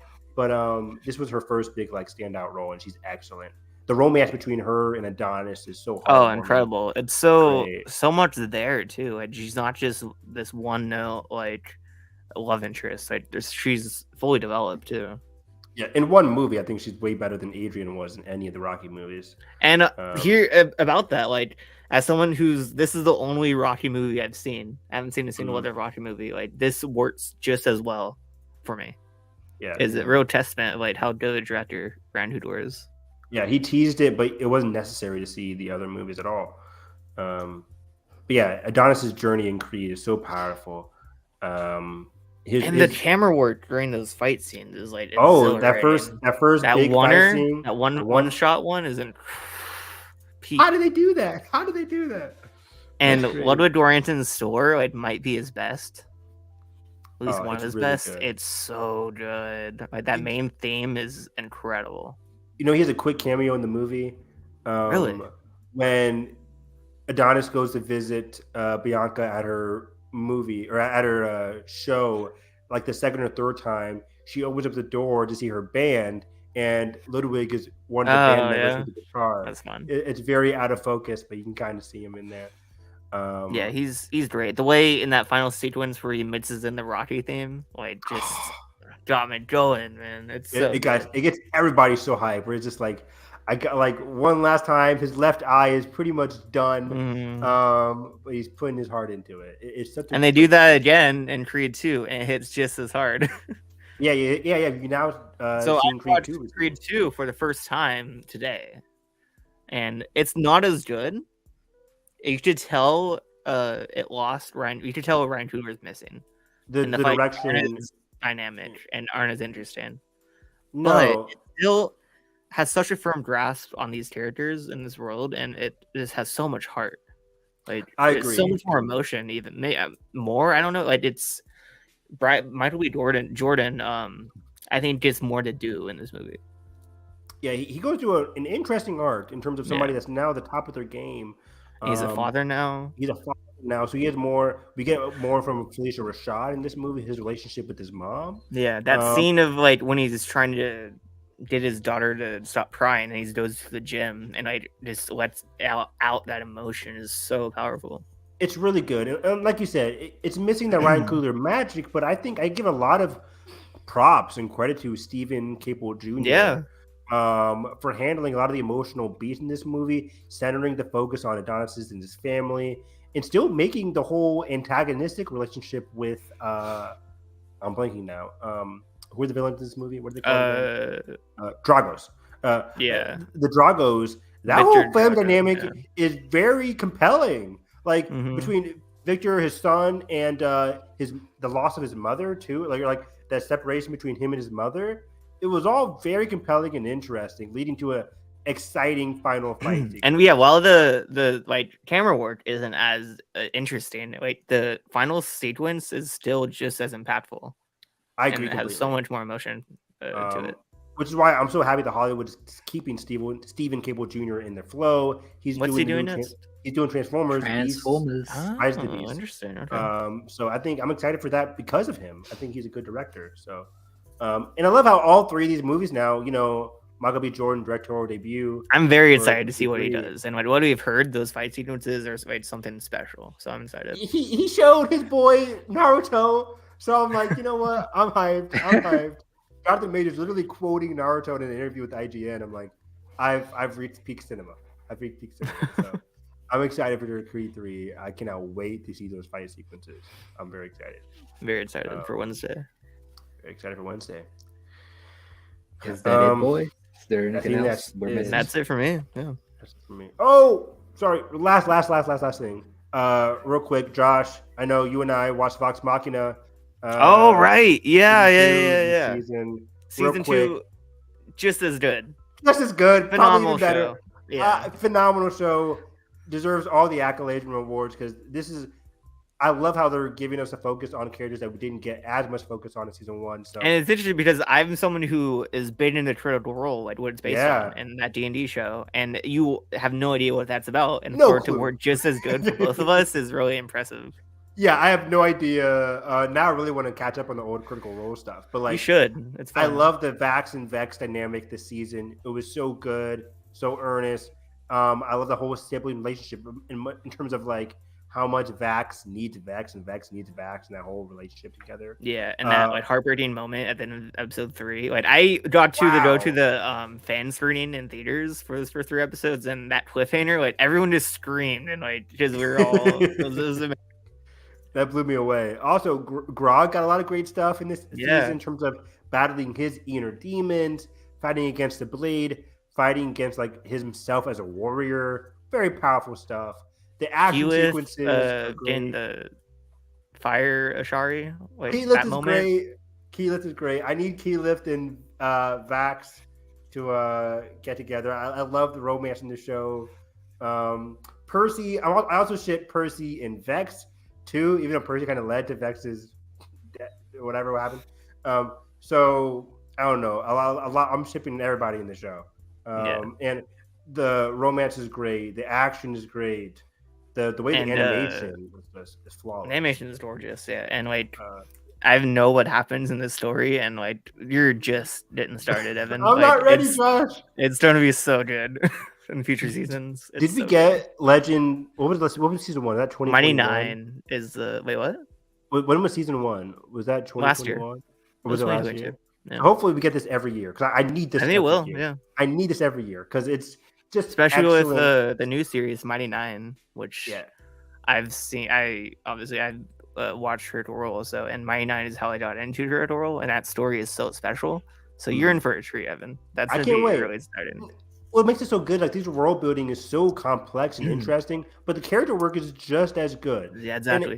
This goes back to the whole adult animation discussion, where it's just like we don't need any of that like inappropriate bullshit. Like this show can handle adult things, but just handle a lot of like the fun things. That's why I love Critical Role so much because like I before getting into it, I didn't really know much about D&D, but like it just leads to such fascinating storytelling. It's like some of the best storytelling I've ever seen in any medium.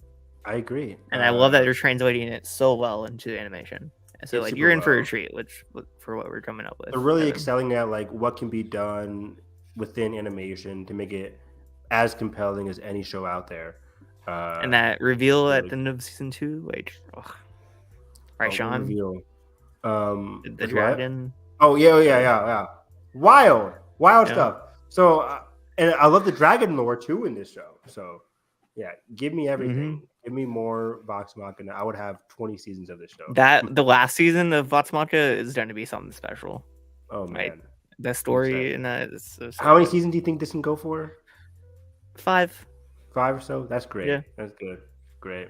Because Love the end it. of the Conclave arc will be season 2 or season 3, and they should probably fit the rest into 2 seasons. Awesome. Great stuff.